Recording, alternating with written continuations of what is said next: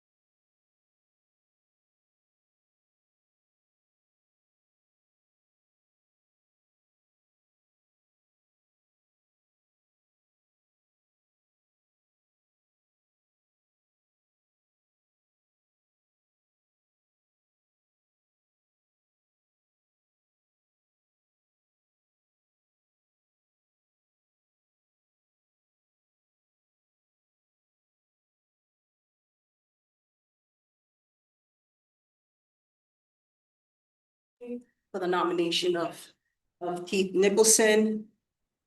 We want to thank everyone's presence here, and I will start by reading a letter from our governor, Maura Healy. It states, "Dear councilors, I am pleased to nominate Keith J. Nicholson to the position of Associate Justice of the Boston Municipal Court.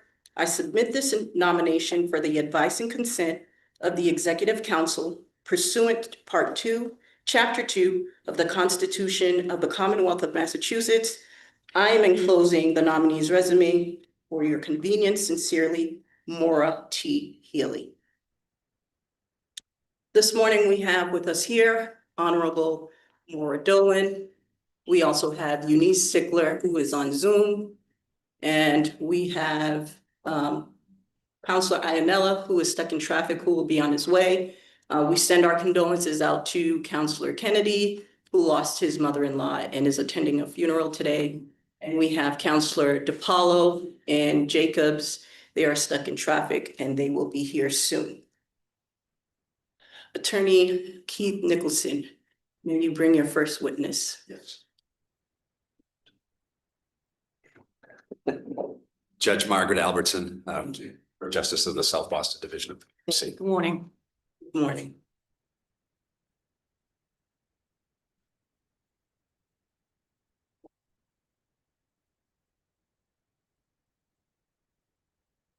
All right, good morning, everyone. Members of this Honorable Council, Associate Justice Georges, Attorney Nicholson, members of the Nicholson family, and distinguished guests. My name is Margaret Albertson.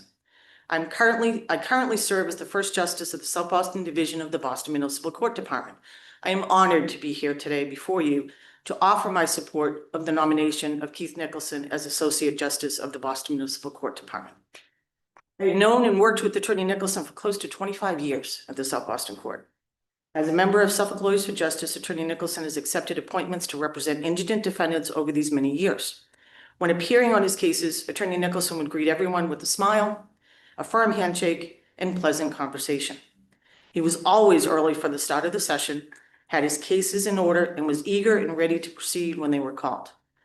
Each time Attorney Nicholson was appointed to represent an indigent defendant, I would observe him do the following. He would approach and extend his hand in introduction, provide his business card for contact purposes, and zealously argue on their behalf.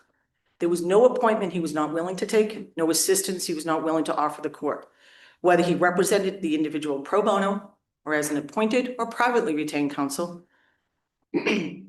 Attorney Nicholson gave excellent representation. He is highly regarded by judges, court officers, court staff, and his fellow lawyers alike. Over the years, Attorney Nicholson has played a major role in the South Boston Recovery Court. He has worked closely with the probation department, the recovery coaches, and clinicians to actively identify defendants who would benefit from treatment and the services and support offered in the recovery session.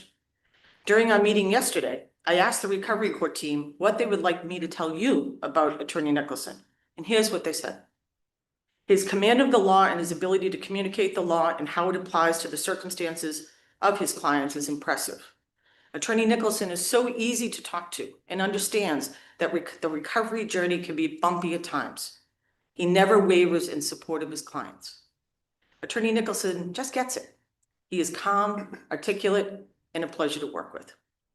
As a product of Jesuit education, I am well familiar with the emphasis on being a person for others.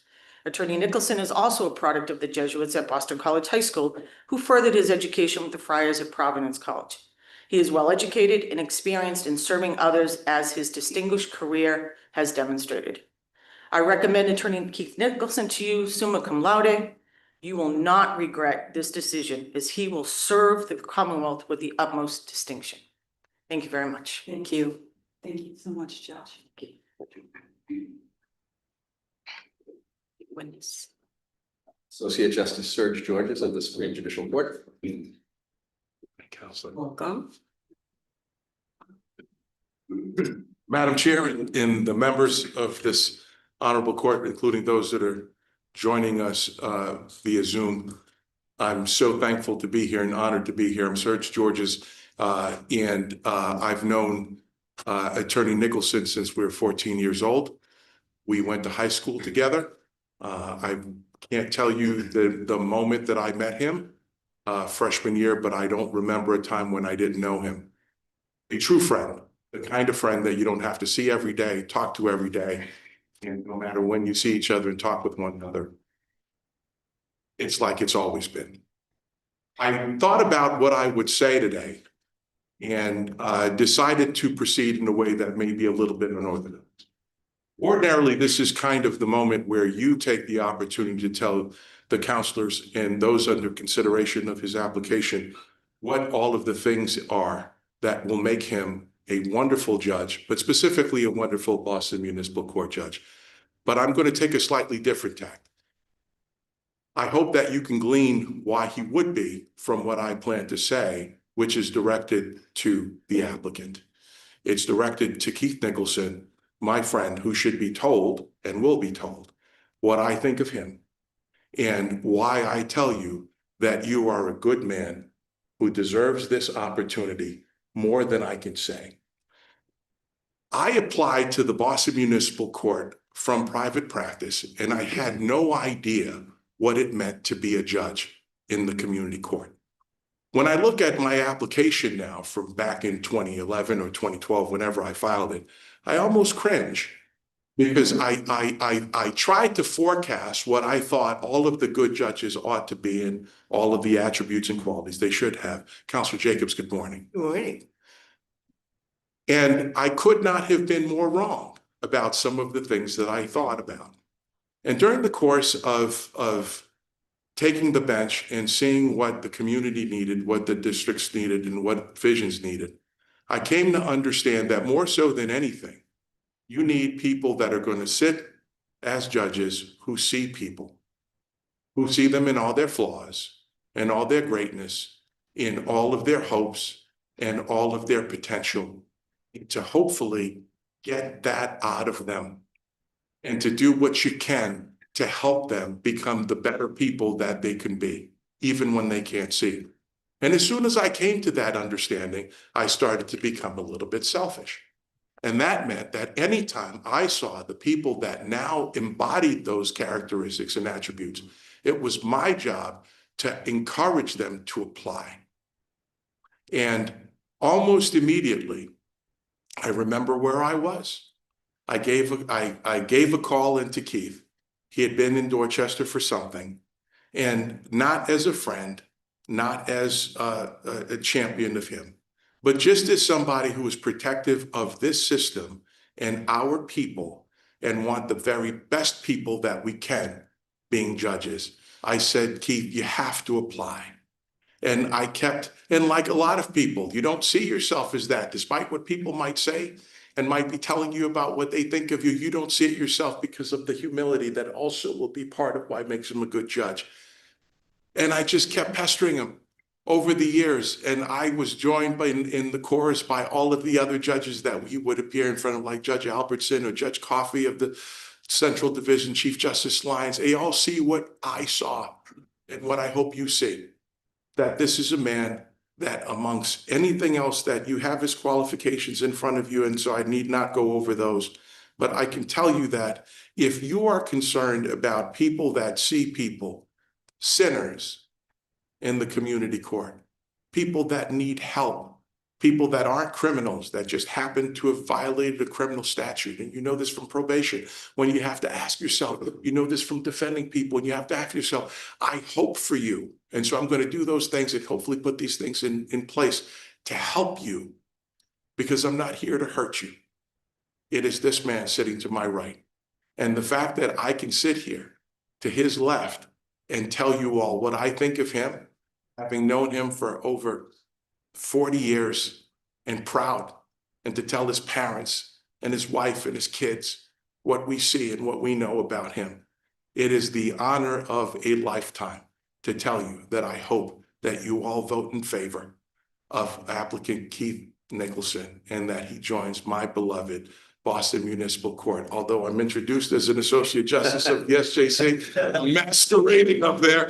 So as a BMC judge, and I will always be a BMC judge, and I will always be proud to be a BMC judge, so that he's being nominated to that department is even more special.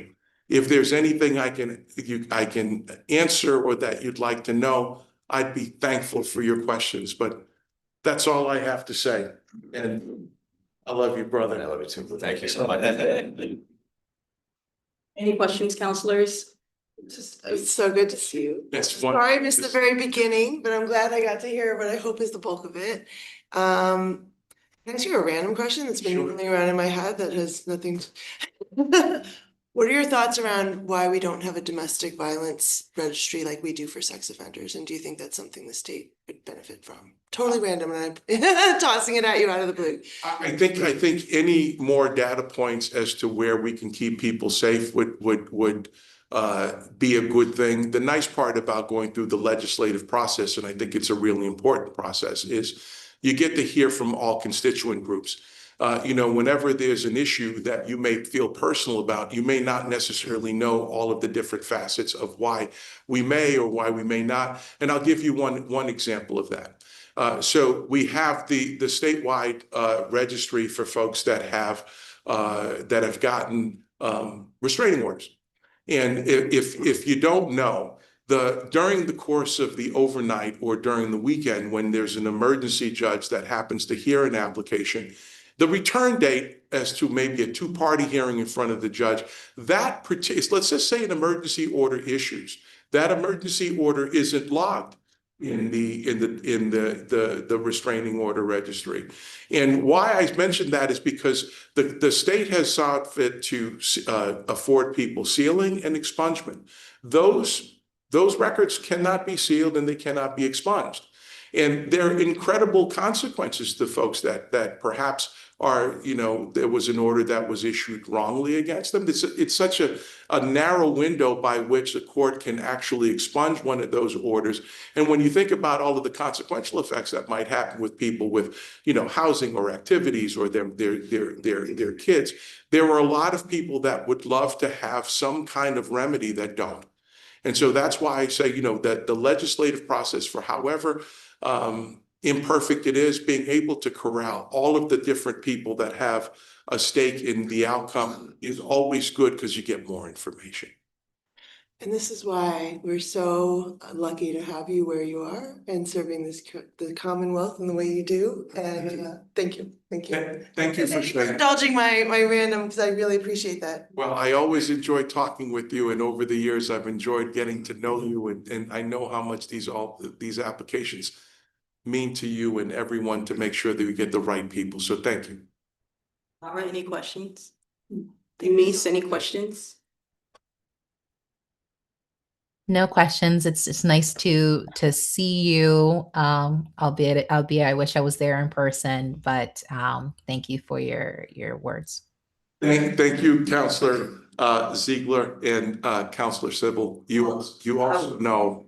I also want to say your testimony holds a lot of weight because when I started my career as a victim witness advocate in Dorchester Court, I saw you, and from that point on, I cannot tell you how much it was refreshing for me to see someone that represents, my culture and looks like me as representing our community in such a way that leading by example is the definition of what you are. And I'm so proud to be in the same path that you're in, which is making an impact in the judicial system. So thank you for coming today. I appreciate what you had to say for Attorney Keith Nicholson.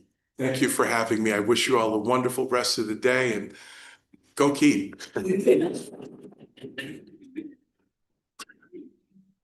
Is there anyone in opposition today? Seeing none.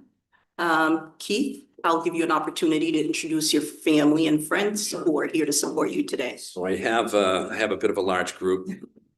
I do my mother, Barbara, down the end, my father, Jim, my aunt Joy.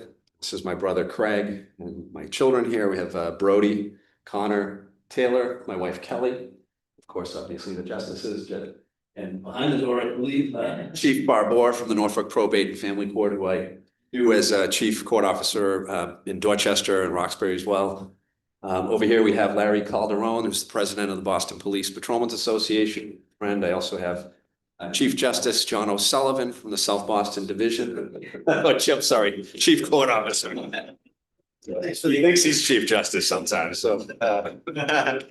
Jennifer Rubin, who's the General Counsel to the Boston Police Patrolmen's Association as well. And then seated my friends from the clerk's office in South Boston, Assistant Clerk Magistrate Nils Lundblad, Assistant Clerk Magistrate Brenna Flynn. We have Kate Clayman as well from the Chief's office, who I've known as a district attorney, a clerk in South Boston, and now working with Chief Justice Lyons. Obviously, Derek Hesselheim. We have Chief Boudou as well, and Chief Legal Counsel and Deputy Chief Legal Counsel. I'm very appreciative to you. I have Thomas Horgan, who's seated in the corner, who works in my office. We've worked together for about 13 years. And seated next to him is an intern, I think, for Judge Albertson, Nina Lubeck, I believe. And next to her is fortunate enough to have an intern this summer, Ariana Morales Perez. She's been very helpful and is going on to bigger things. She's a third year at Suffolk Law School. Next to her is my cousin, as well as the Register of Probate, Matthew McDonough, down in Plymouth County. And lastly, Brian Decker, who is also General Counsel of the Boston Police Patrolmen's Association and another friend. Welcome, everyone. And now I'll give you the floor for your opening statement. Thank you. Thank you, Councilor Civil, and to all the councilors for speaking with me over the past few weeks. I would like to especially thank Governor Healy and Lieutenant Governor Driscoll for their confidence in nominating me to a position on the Boston Municipal Court. And I would also like to thank Chief Legal Counsel Jesse Boudou and Deputy Chief Legal Counsel Derek Hesselheim for their kindness and their assistance to me during this process, as well as Kimberly Baptiste and Sonia Altamirano for all of their help. I'd also like to thank the members of the Judicial Nominating Committee for their faith in me and for advancing me for your consideration. I'd like to thank my family, my Aunt Joy, who's here, my in-laws, Gary and Jean, as well as my sister who's in Virginia. They're watching remotely, I believe, right now. My brother Craig, and all of their families for their support. I greatly appreciate that. I'd like to thank my witnesses, Associate Justice of the Supreme Judicial Court, but obviously Boston Municipal Court Justice to me, Serge Georges, and Boston Municipal Court South Boston Division First Justice Margaret Albertson, for taking the time from their busy schedules to be here for me and for their encouragement and guidance. And also for showing me what a good judge looks like. And I truly mean that, and I appreciate that. I also appreciate the clerk's office, the probation officers, court officers, and everyone in the Boston Municipal Court and my BMC family who have shown their support. You've all played a critical role in my development, and I would not be here without your encouragement. I'd also like to extend a big thank you to my parents, who I owe everything to. Their selflessness, their unconditional love, and example have brought me to this place today, and I am forever grateful for that. I want to thank my children, Taylor, Connor, Brody. You make me so proud every day, and I hope that I make you proud in return. To my wife, Kelly, of 25 years, your devotion, your encouragement, your support over the years means everything to me. I am truly fortunate to have you by my side no matter where life takes us. Counselors, I grew up in Hanson, a very small town in the South Shore. I was the oldest of 3 children born to James and Barbara Nicholson. My dad was the 8th of 9 children and was raised in a simple home in South Weymouth. His father, my grandfather, came to the United States on a boat all alone from Ireland when he was 6 years old. 4 years later, he was working at the shipyard in Quincy, delivering buckets of rivets to welders. He stayed there his entire life, ultimately becoming a welder himself and a foreman. My mother grew up a short distance away from my dad, also in South Weymouth. Her father, my other grandfather, was a chef who was trained in the Navy during World War II and who loved to cook for us and for me and loved me very much. Today was his birthday. He would have been very proud to see me here. Both grandmothers raised their children in difficult circumstances with very little resources and made do with what they had. I believe my parents learned the value of hard work and sacrifice from these people and passed that along to us. My mother didn't go to college, but stayed home with us while we were young and while our father attended Northeastern University at night to get a degree in engineering. During that time, he proudly served in the Navy as a submariner for 8 years, or submariner for 8 years. He first served on a diesel submarine and a nuclear submarine after that. Our parents led by example, and with a few late night lectures, particularly to me along the way, which I appreciate now more than I did back then. They were and are a huge influence on me as I watched them lend a helping hand to neighbors, family members, and friends struggling with a variety of issues, including joblessness and addiction. They never refused a request. Other times I watched as they simply listened in times of need. In everything they did, they showed compassion to everyone. I carry that forward in my life every day. I made the decision to travel to Boston when I was 14 years old to attend BC High.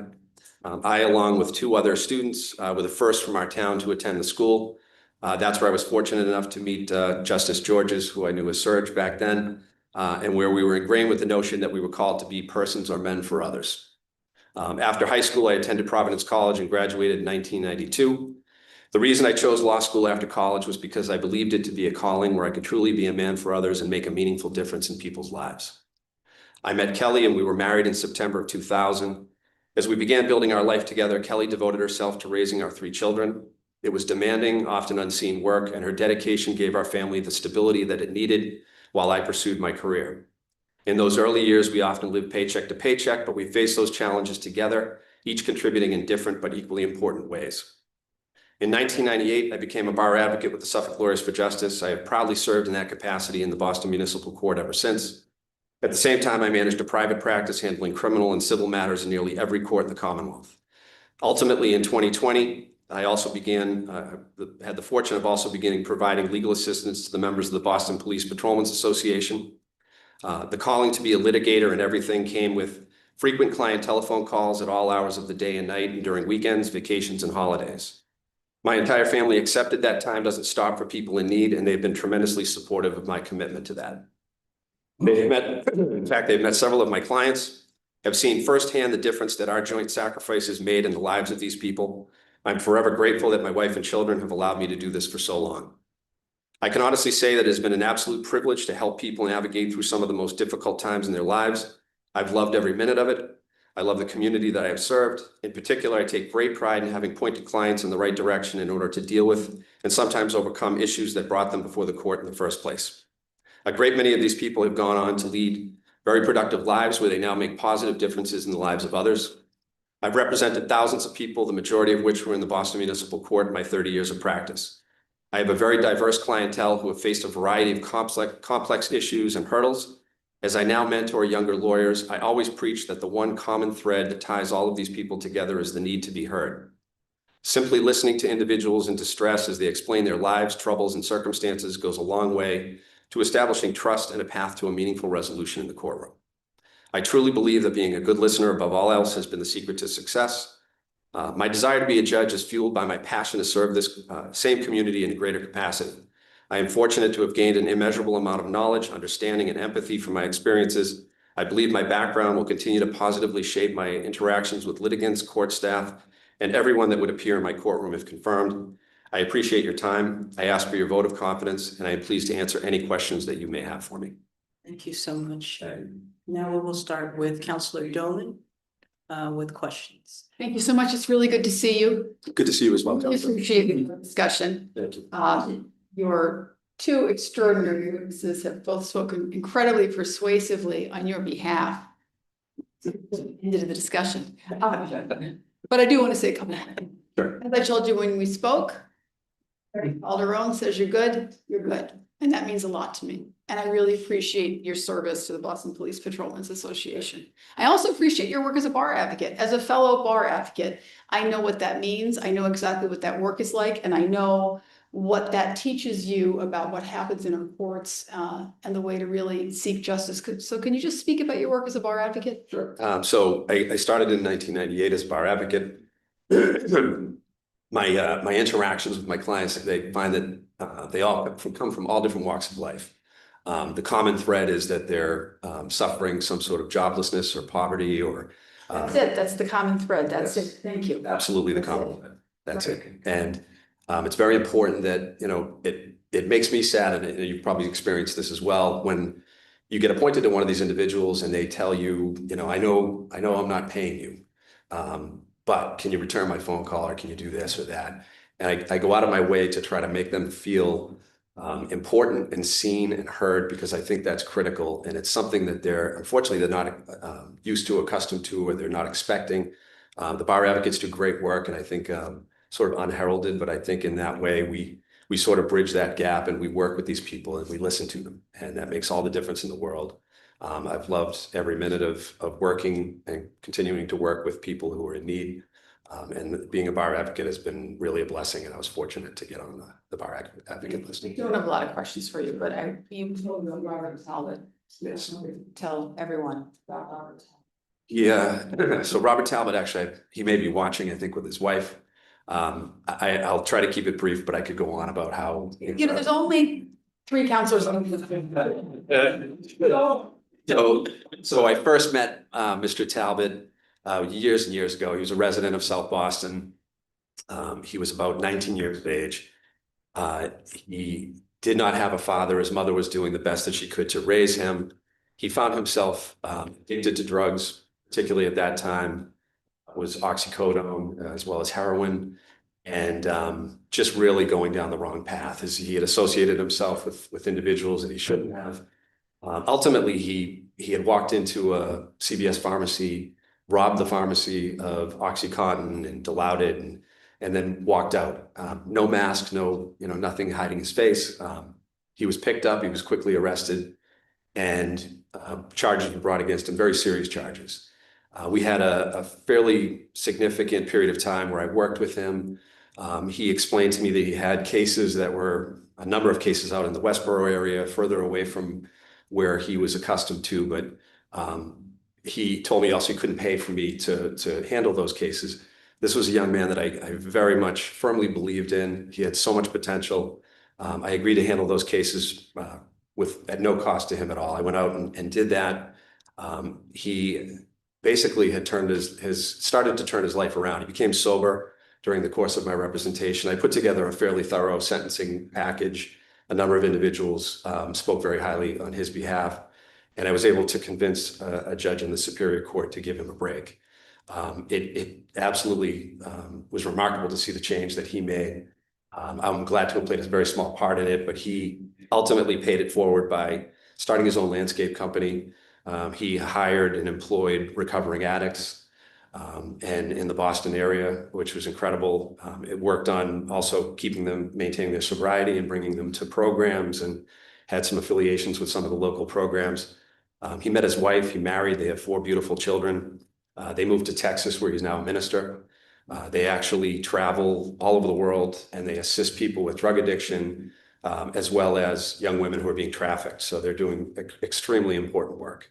And I'm just proud to have played a very small part in it, but it's something that I will always look back. I know he had written a letter on my behalf, and I was very appreciative of that.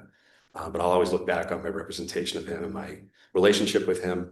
We actually had him come to my house for a barbecue at one point, and my wife had said, "Well, what did he do?" And I explained it to her, and she said, "What?" He's coming to the house. And then she met him, and she fell in love with him as well. So a very, very nice individual who found himself in difficult circumstances and overcame. The only way I'll disagree with you is that I don't think you played a very small part, and I'm betting that Robert Talbot, who's watching now, would agree with me. That is our criminal justice system at its best. That's what it's capable of, and that's the goal. I really appreciate that you understand that and that you did that work. Thank you. No further questions. Thank you, Counselor Dolan. Counselor Ziegler. Thank you, Attorney Nicholson. It's really great to see you. Congratulations on your nomination. Thank you. I wish I could be there in person, but we're recovering and Understand. getting stronger every day. So hopefully I'll get to meet you in person soon. Thank you also for taking the time to speak with me prior to today and allow me to get to know a little bit more about you and your values and the type of judge that you hope to be. In our conversation, we touched upon a lot, and so I want to bring up some of those points. Not to put you on the spot, but I did ask you, what if there was a judge that or judges that were role models for you that you seek to emulate. And you mentioned Justice George's as one of those individuals, and I wanted to give you the space to talk a little bit more about that and why.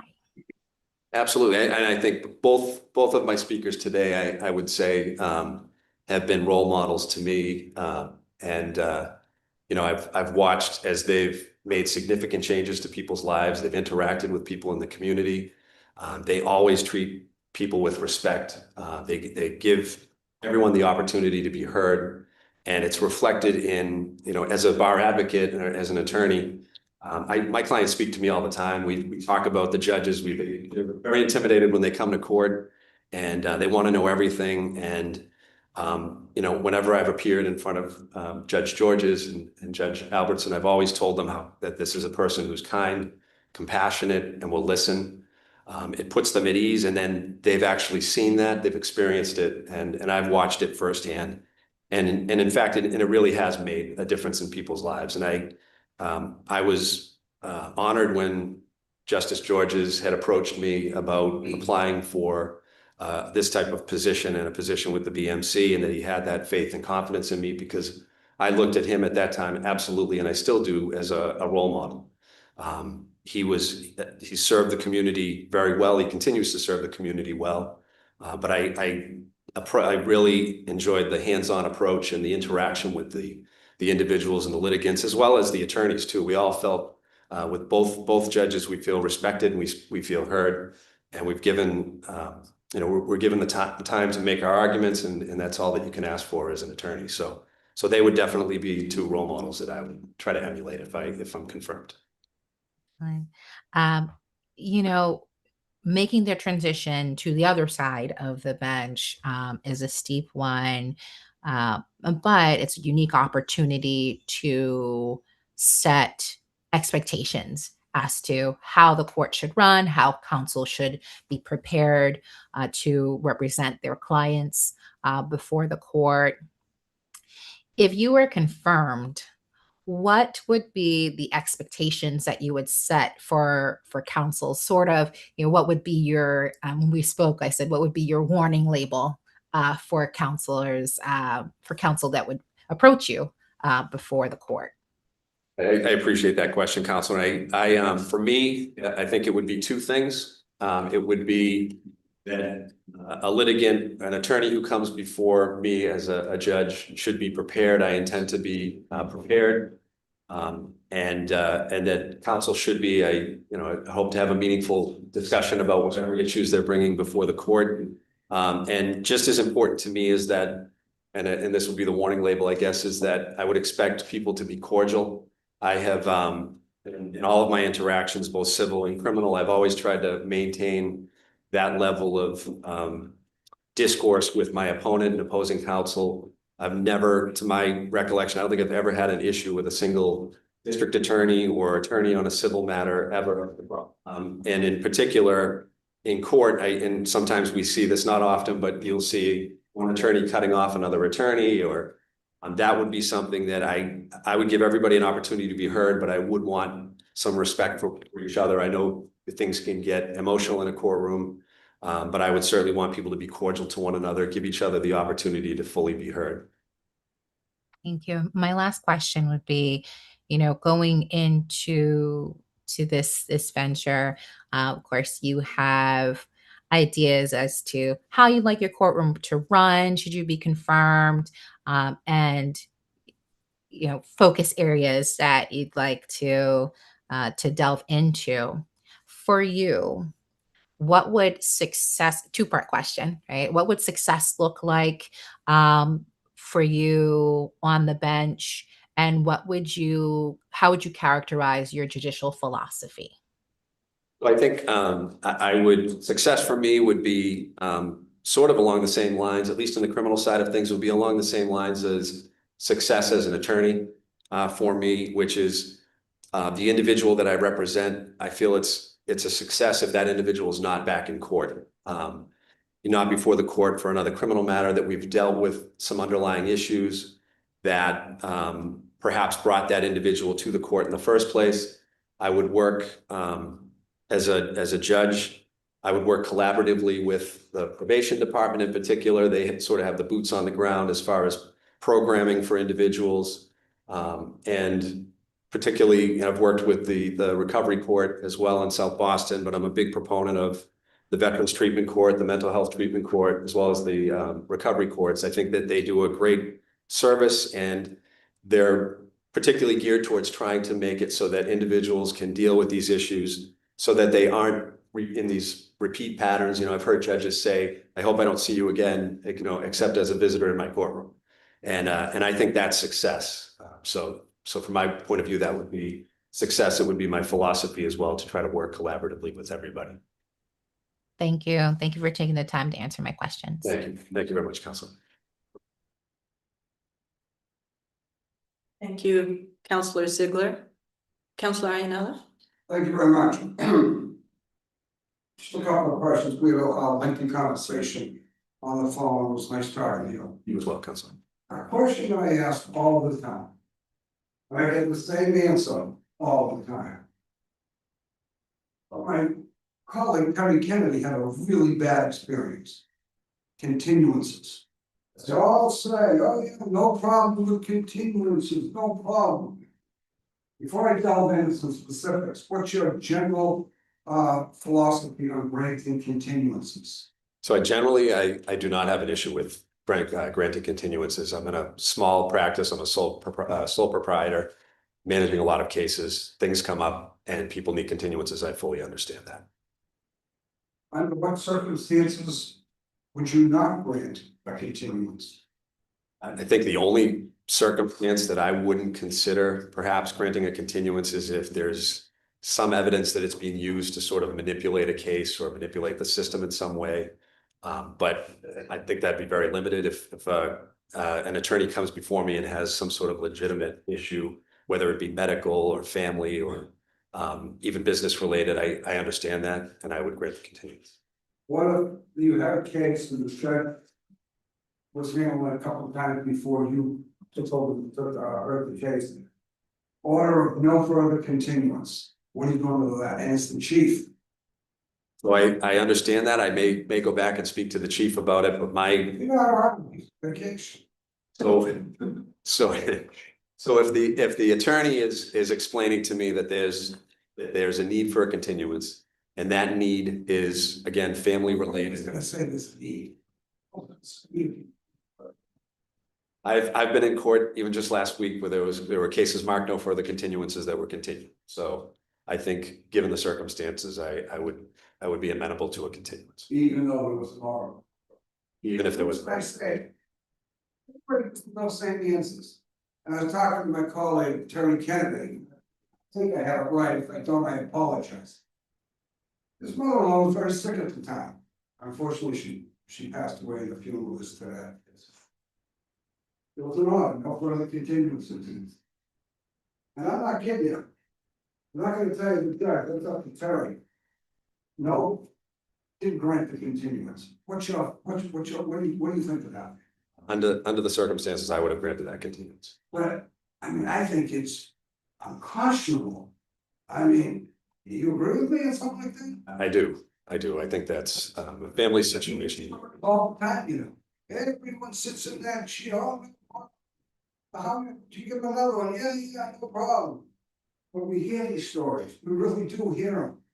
And what's your position, again, just on my continuances today?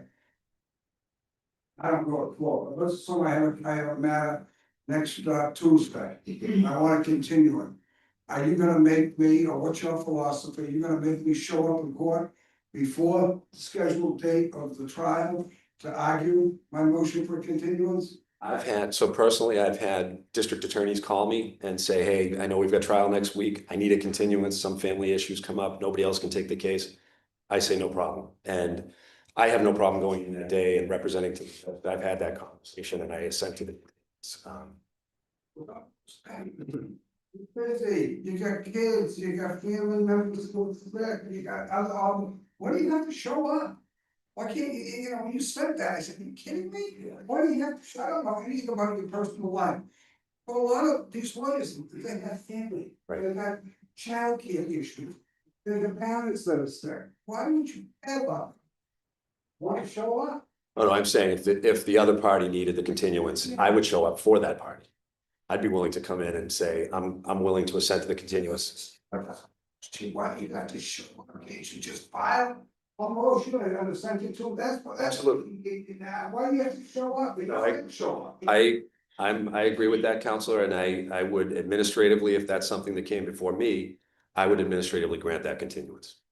Yeah, I don't have any further questions. You've got two great people here. I over there, he's like, yeah. Associate Justice of the FJC Serge Georges. Nobody's better. Absolutely. Then you have Margaret Albertson, okay?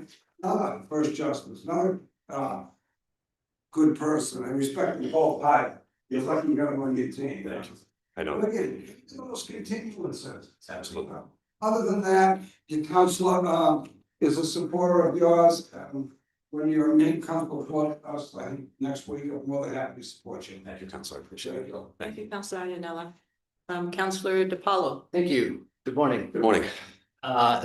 Congratulations on your Thank you nomination. very much, Counselor. It's a pleasure to see you in person. You as well. As I promised, I would be late for your hearing, so I apologize to you and your witnesses. I did have childcare coverage issues, but here I am, so No problem. sometimes we can make it work. We had a good conversation and we talked a lot about some of the things you were alluding to a moment ago in terms of alternative courts.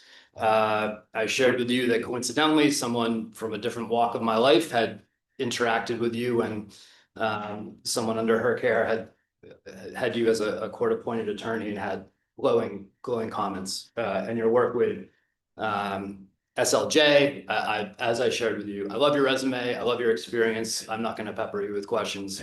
I'm satisfied with the conversation we had. So Appreciate that, Counselor. Thank you very much. Thank you, Counselor DiPaolo. Counselor Jacobs. Thank you. I'll echo the congratulations on your nomination and very powerful testimony on your behalf this morning. That really means a lot. I'm not gonna ask you a ton of questions. We're running short on time at this point, but I have a couple.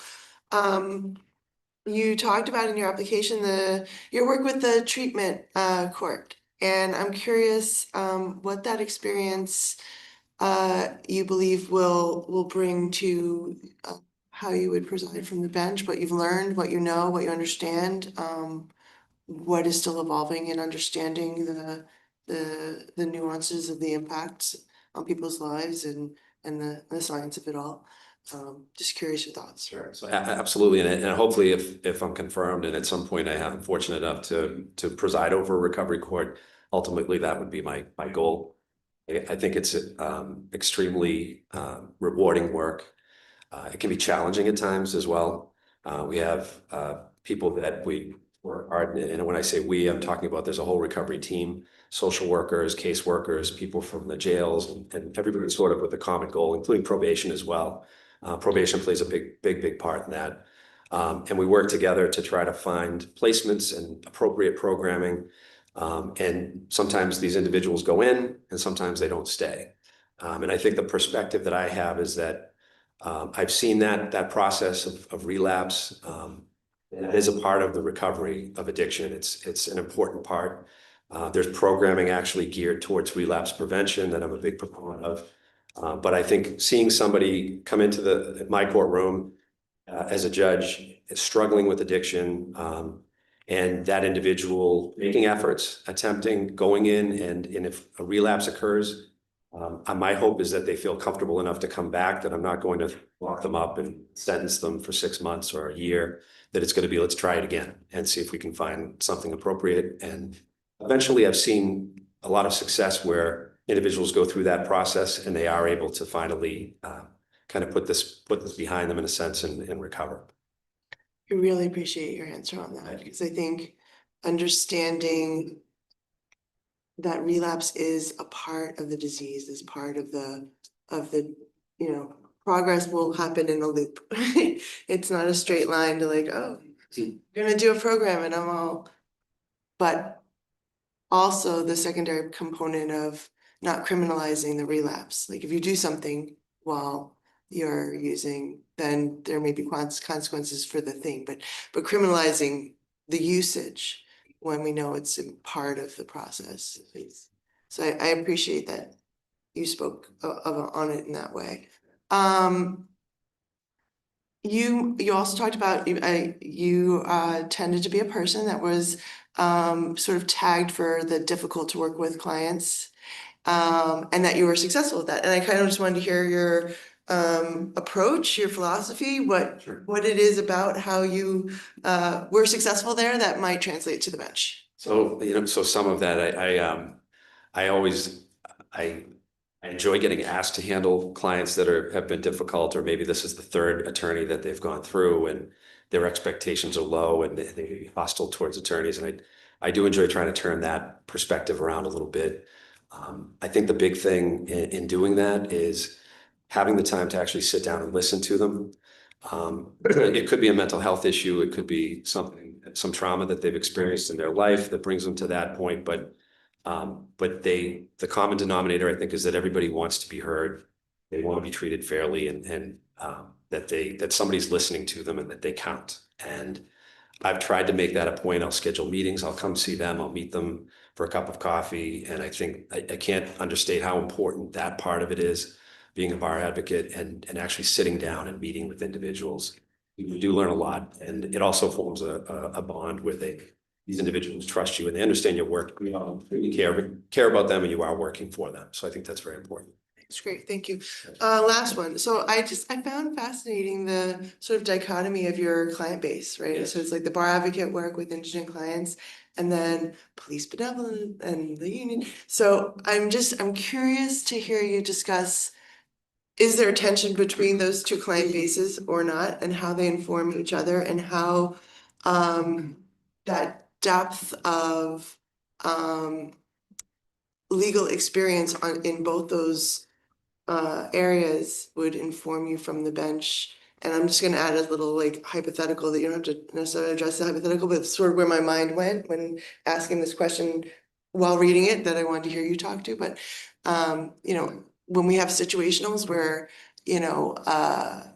someone is being charged with assaulting an officer while handcuffed in the back of a police car and there's no body cam, like, having served these two client bases, how would you approach that kind of not rare case? So, so to answer to the first part, I was concerned initially about the tension between representing individuals accused of crimes and then representing police officers as well. I can say that quickly went away. The people that I represented and the police officers that I've represented in the past that may have found themselves in a situation where they're on the other side in the courtroom, they're no different from anybody else.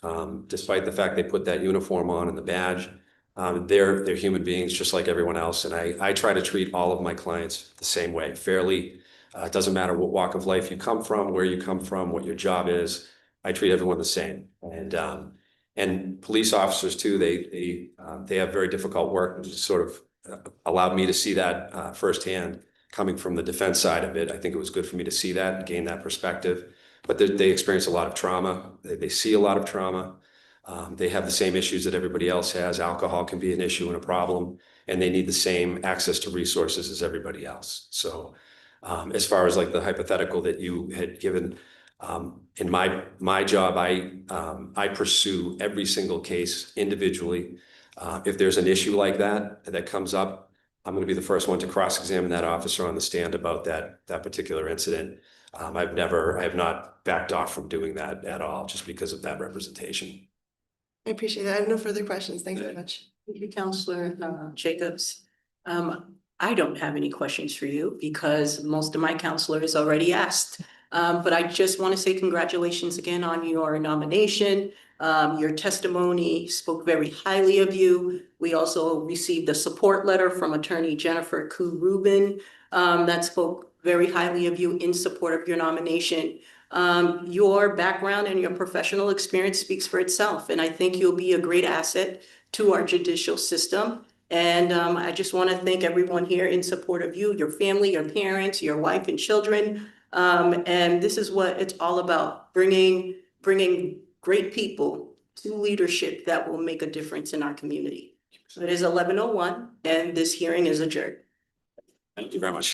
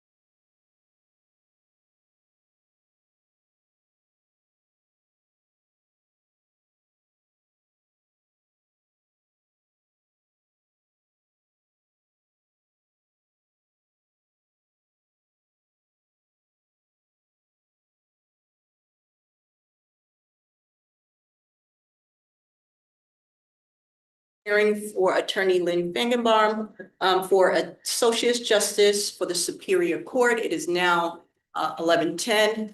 The hearing has since started. I will read a letter from the Governor Maura Healey, which states, "Dear Counselors, I am pleased to nominate Lynn Fangenbaum to the position of Associate Justice to the Superior Court. I submit this nomination for your advice and consent to Executive Council pursuant Part 2, Chapter 2 of the Constitution of the Commonwealth of Massachusetts. I am enclosing the nominee's resume for your convenience. Sincerely, Maura T. Healey." And this morning we have on Counselor Dolan with us. We have Eunice Ziegler, which is on Zoom with us this morning, excuse me. We have Counselor Ianella. We send our condolences out to Counselor Kennedy. His mother passed away, so he's unable to be here with us this morning. We have Counselor DiPaolo and as well as Counselor Jacobs. And right now, we would like you to bring your first witness forward. Thank you so much. I would ask Attorney Kelly Porges to speak on my behalf. Sure.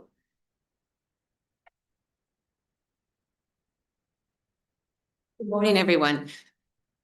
I have the unique position to be a lifelong public defender of 23 years, speaking for a lifelong prosecutor to take the bench and be the one who presides over my trials, my motions, and most importantly, my clients and a population that I hold very dear. I don't do this lightly, and I don't do it without a lot of thought. I have had the opportunity to have many cases against Lynn, including 4 trials ranging from homicides to sex assault, gun violence, each one different, each one unique. What has always been remarkable about Lynn is her compassion for my clients, for their families. While she deeply cares about her victims and her witnesses, which is palpable when you're in the court with her, the way she sees my clients tries to understand their backgrounds. She understands that prison is not just a number. She understands that people's lives, their families' lives, are changed, impacted, and she takes that into consideration. Having cases with Lynn is also stress-free. I don't have to worry about discovery violations. I don't have to worry about unethical issues, about hiding the ball.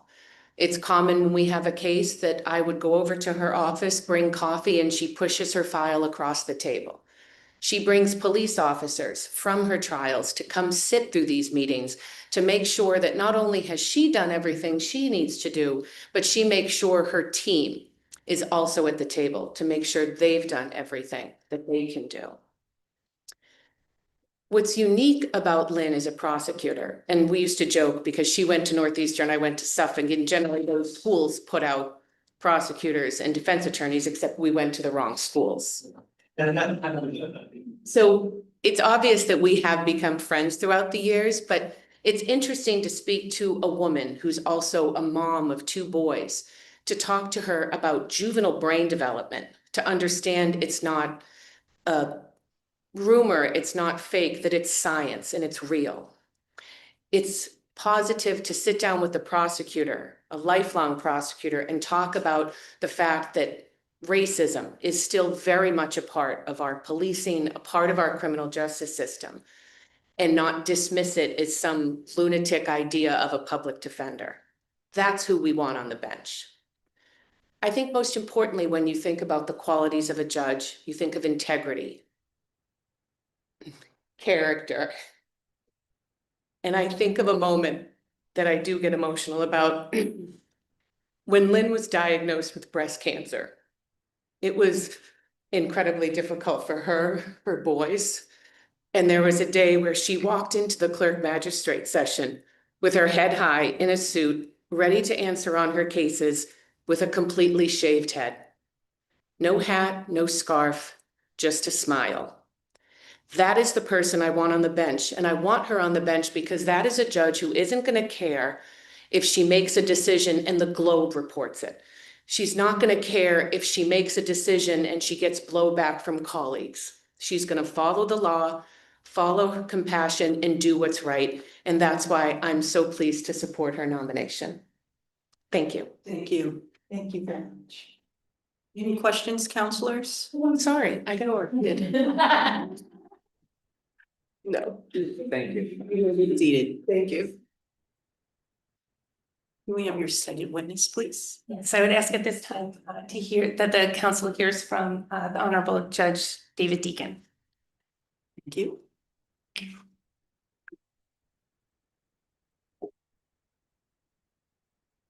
Counselors, thank you for giving me the opportunity to speak to you today about Lynn Feigenbaum's nomination.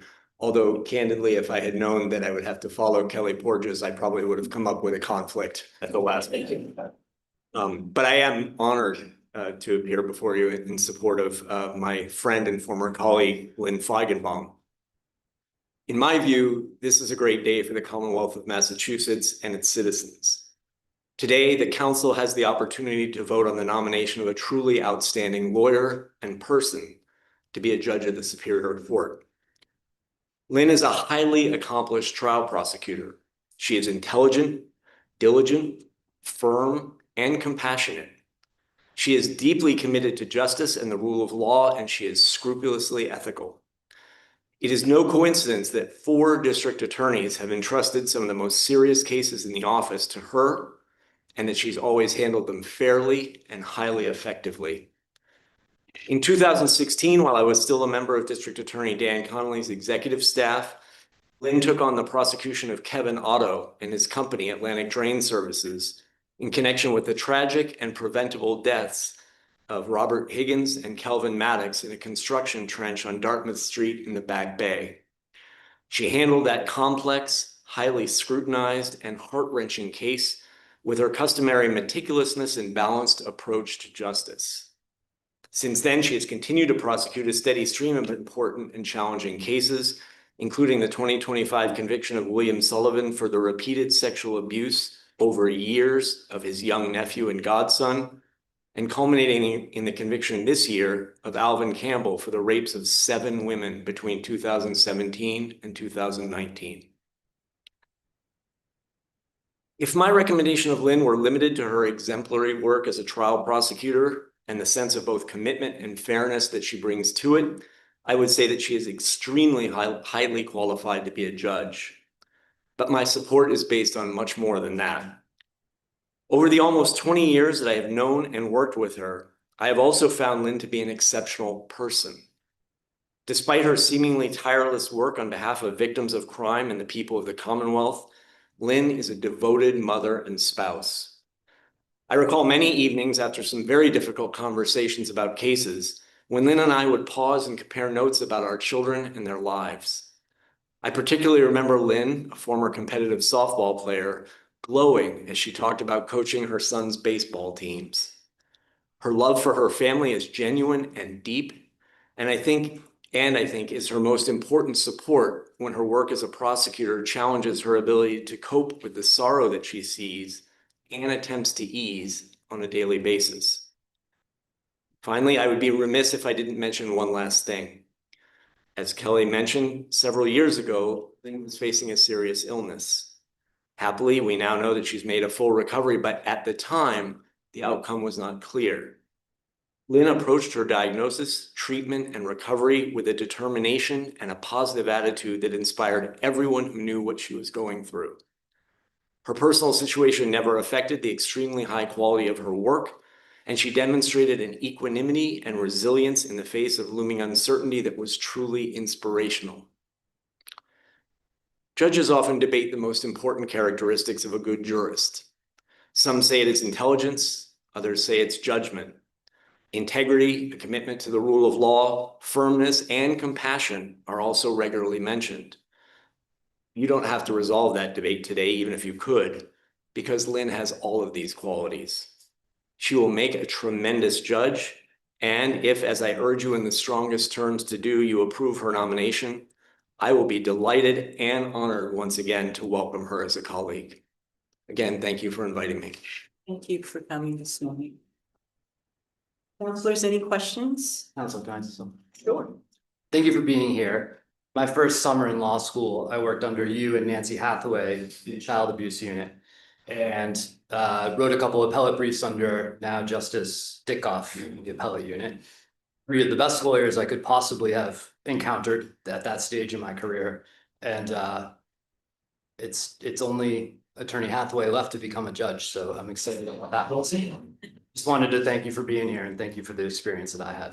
Well, thank you. It's good to see you again in very different circumstances. I would only say that you worked with one of the most intelligent judges that you've ever met. But don't tell Justice Dickoff I said that.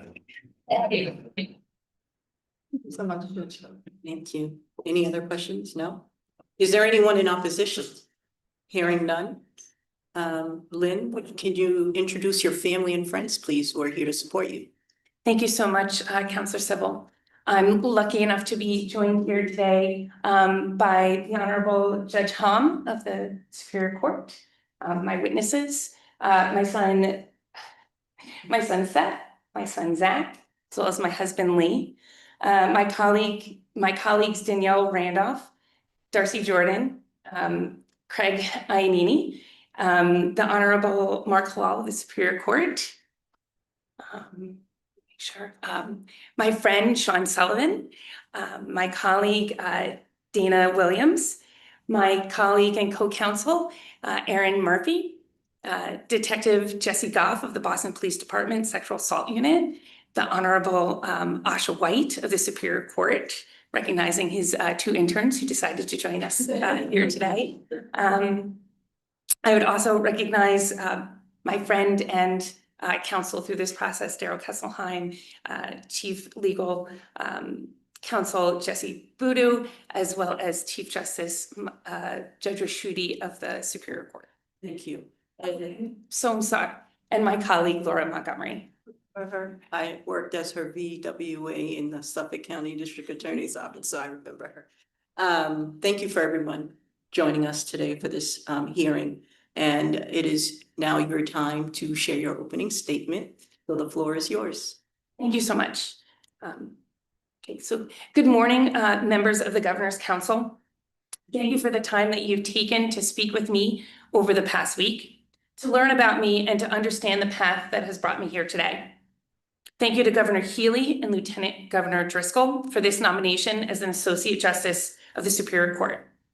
I would also like to recognize again the Governor's Chief Legal Counsel, Jesse Boodoo, Deputy Legal Counsel, Derek Kesselheim, and their team for their counsel and support throughout this process.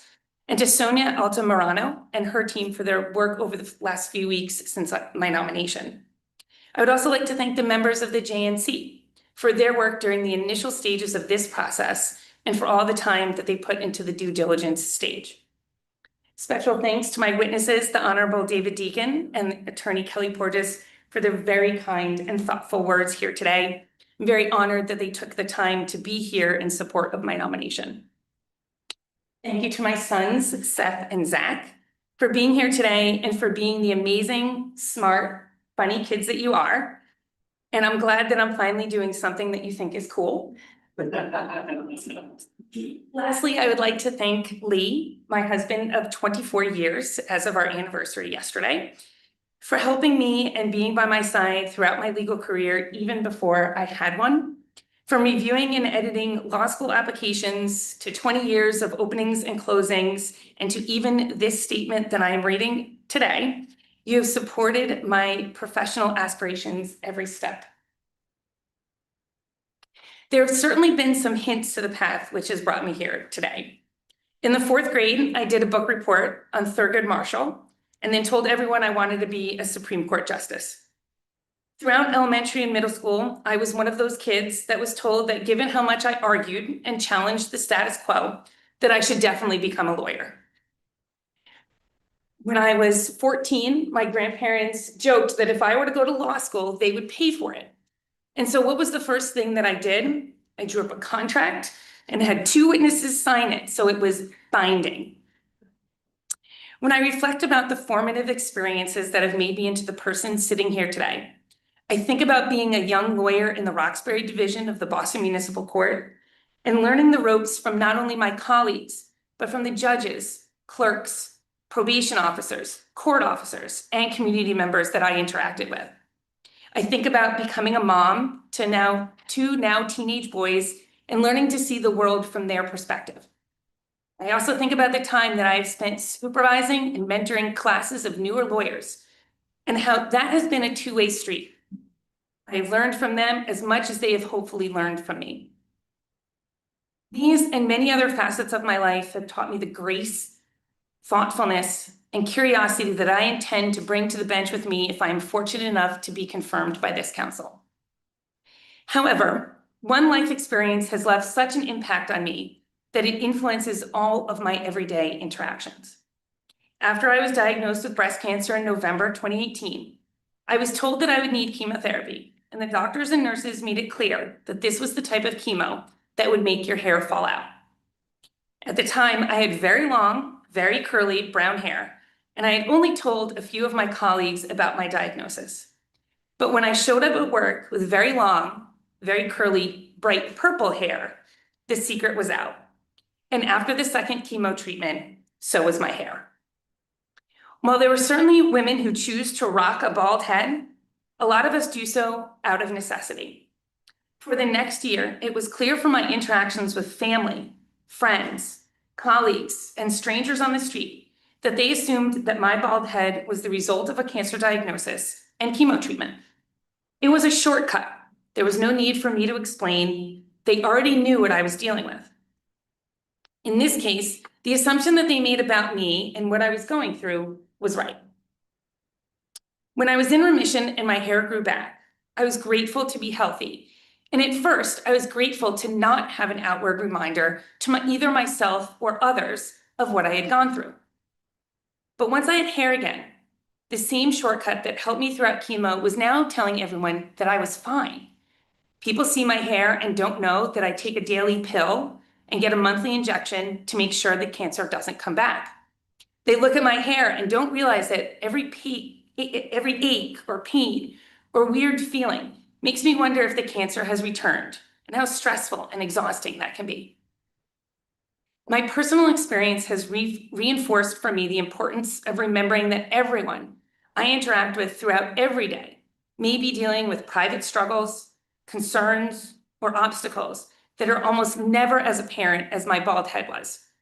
If I am lucky enough to be confirmed by this council to the Superior Court, I will rely on my personal experience to serve the public with empathy and curiosity, whether they appear before me on complex civil litigation or serious criminal matters. There are many reasons for how and why a party appears in the Superior Court courtroom. And while I'll never know all of those reasons, I do know that I will treat each and every party with kindness, understanding, and respect. Thank you. Thank you. And we will start with Councillor Dolan with questions. Thank you very much. I'm very inspired by what you had to say about your hair. And your hair is incredible. And I think it was probably incredible when you were bald too. So good for you.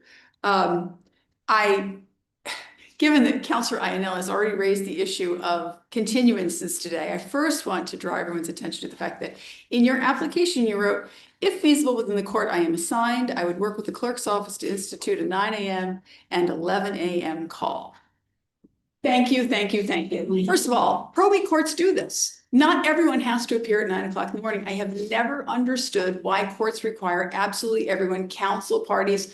These are their lives, this is their time, these are costs for people, they're paying for their attorney. Or if the attorney is a bar advocate, they're limited in how much they can bill for waiting time. I think it's a fabulous idea. Tell me more. Well, I will say that that was part of my application for the district court, where I think that it is more feasible for that to be implemented. But I do recognize that everybody has demands on their time, whether they're personal or professional demands on their time. And those demands for individual lawyers or anybody appearing before me need to be balanced with making sure that the court process is as efficient as possible. And we are making sure that the time that we have in a courtroom is being used to its utmost ability.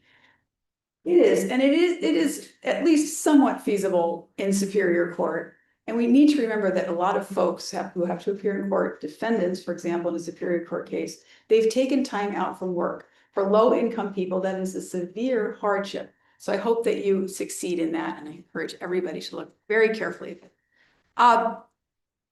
One of the first things they asked you about was that your experience has been as a prosecutor. And you said, well, prosecutors first and foremost have to seek justice, which may mean not charging some are appropriate for diversion or probation and treatment, mental health diversion, mental health treatment. Can you speak more to that and where you make distinctions as to who is appropriate, where you did make distinctions as to who was appropriate for prosecution and who was appropriate for another course? So I think that every investigation that I was involved in was a matter of sort of who and what and when and where and why, right? Trying to figure out what happened, who is responsible for doing it, and what does a prosecution of that person look like? So there have been times where, for example, if a robbery, let's say, was involved a group of people. Well, who is truly responsible for that behavior and who can the Commonwealth prove beyond a reasonable doubt was involved and responsible for it? Somebody who's just standing there isn't responsible for that behavior and should not be prosecuted for doing so. So I think making sure that I'm treating each case individually and making the decision of, is this a case that the Commonwealth could prove? Because we'd never want to bring a case that at the end of the day, the Commonwealth isn't able to prove that case beyond a reasonable doubt. That's not the only criteria, whether the Commonwealth can prove the case, correct?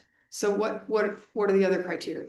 So I think that there are some times where a case should be brought against sometimes it shouldn't be brought because the Commonwealth can't prove a case. And sometimes a case can be brought with the intention of having charges happen, but the vast opportunities post-charging and probation and making sure we're addressing whatever underlying issue, that sometimes justice looks like charging a case, but taking advantage of those options and opportunities to address the underlying reasons for their involvement with the criminal justice system. You talked about, one other question for you.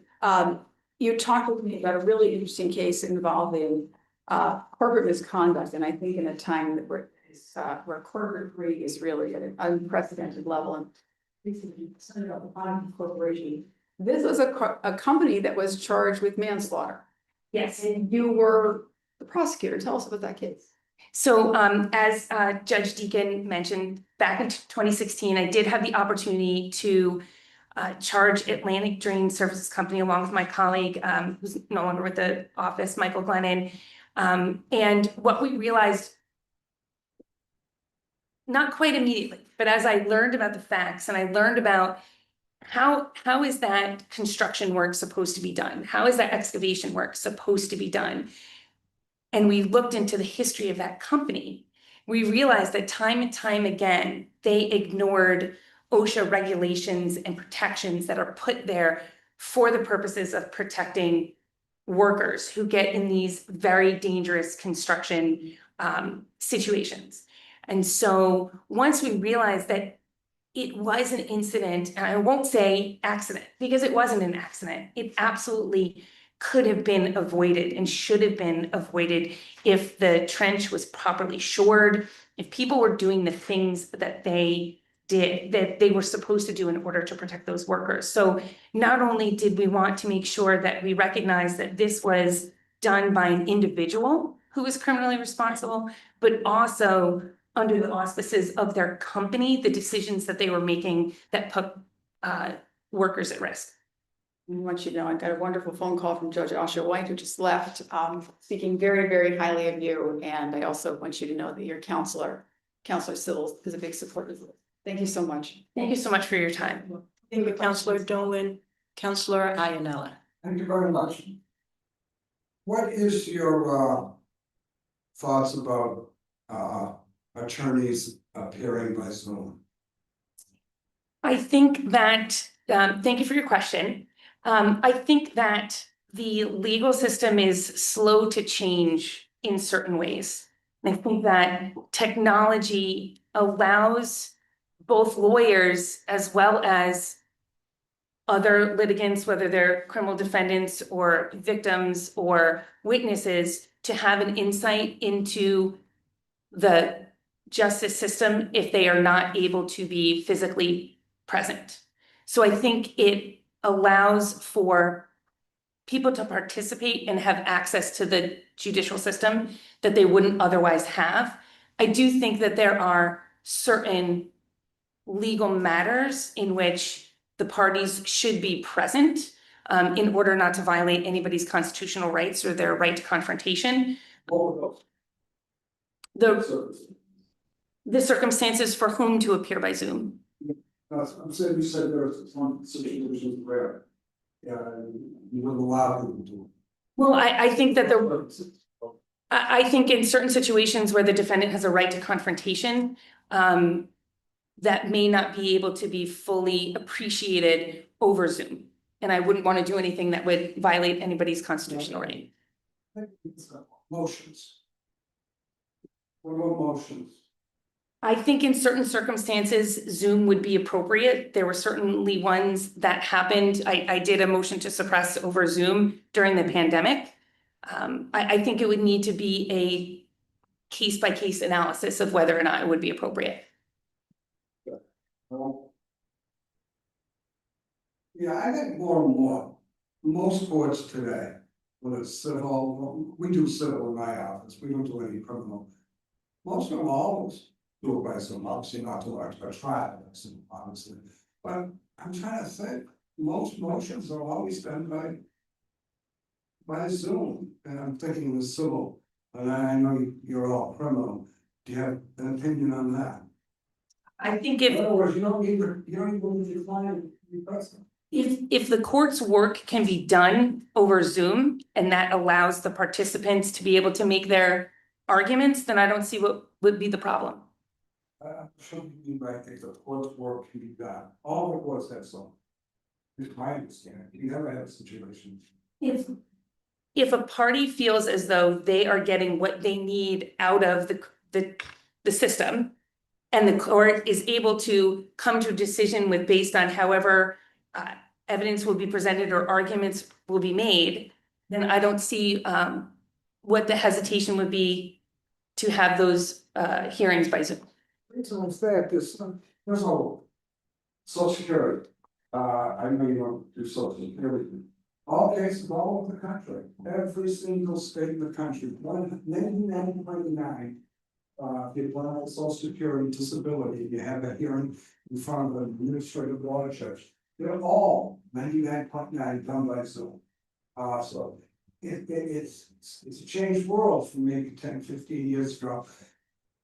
Well, I mean, people have childcare issues. It's a real pain to go somewhere, you wait around for two or 3 hours and you gotta pay for the babysitter, and it becomes really costly. You may have a sick parent that you wanna take care of. So I'm a big believer, I think more and more and more, most judges, there are a few, but very, very little judges who don't allow you to do the case by Zoom. I don't see any reason why if the goal can be accomplished by Zoom, that I would stand in the way of that happening. Thank you very much. Your Councilor Civil, big supporter of yours. I was impressed with your witnesses, with your presentation, and be more than happy to support you. Thank you very much. Thank you, Councilor Iannella. Councilor Ziegler. Thank you. Congratulations on your nomination. And it's great to see you on the screen. I wish I could be there in person. But I do appreciate the time that you took to speak with me prior to today and allow me to pose questions of you and get to know a little bit more about, why now. You talked about your judicial philosophy. We talked about sort of what you see your impact could be on the bench. And so I want to continue that conversation a little bit more in public forum, and ask you about how you would approach a case where a strict application of the law may conflict with your personal beliefs. Well, thank you very much, Counselor Ziegler. We did have a very nice chat over Zoom yesterday. So I think that above all else, a judge needs to apply the law. And personal feelings aside, that is what I would do. If for some reason I thought that a strict application of the law would somehow end up at an unjust result, I would use my creativity, and I would use my knowledge of the law in order to come to what I thought would be a just answer. What just is looks different to everyone, but I would rely on my experience, my knowledge to come to a just resolution with an application of the law as written. Thank you. And so, on the other side of the bench, should you be confirmed as a judge, you would have the goal and the responsibility of maintaining order within the courtroom. How would you handle a situation in which counsel is unprofessional, and you feel that the demeanor may negatively affect fairness being reached within the trial? That is an important question, because I think that how people handle themselves in the courtroom, whether it's a judge, whether it's a litigant or a member of the public or anyone, when order is not kept, that erodes the public trust in the justice system. So it would be incumbent upon me to make sure that there is order in the courtroom and people are doing what they need to do. If I thought that an attorney's demeanor or what they were doing was going to negatively impact that just result or erode that public trust, I think that there are a few options available to me. I can call a brief sidebar, trying to calm everybody down, try and see if there's a way to address what might be some sort of underlying issue that I might not be aware of. The case might need to get a second call in order to give everybody the chance to regroup. If this was a situation that I found myself having more than one time, like it was a repeated situation, I might make the decision to make sure that that case is called last, so that there would be less people in the courtroom to see this behavior. Or maybe I would call them first to make sure that they would be, that the issue would be addressed and they would be able to leave. So I think that there are a couple of things that would be available to me in that moment, but making sure that there's an orderly courtroom so that the members of the public who are there know that justice is still being worked on despite what's happening with that particular party. I would take all of those steps. Thank you. We're seeing a lot more pro se litigants, self-represented persons before the courtroom. What would be your approach towards pro se litigants within your courtroom to ensure that justice is reached? I think that's a pretty timely question, so thank you very much for it.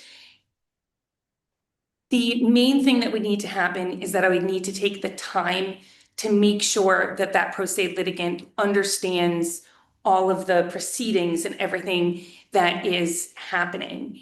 I think that there are some shortcuts that other lawyers might use. You might be able to move things along because sort of everybody knows what's happening. With a pro se litigant, they can't rely on their past experience to sort of understand what will then flow from what they're doing.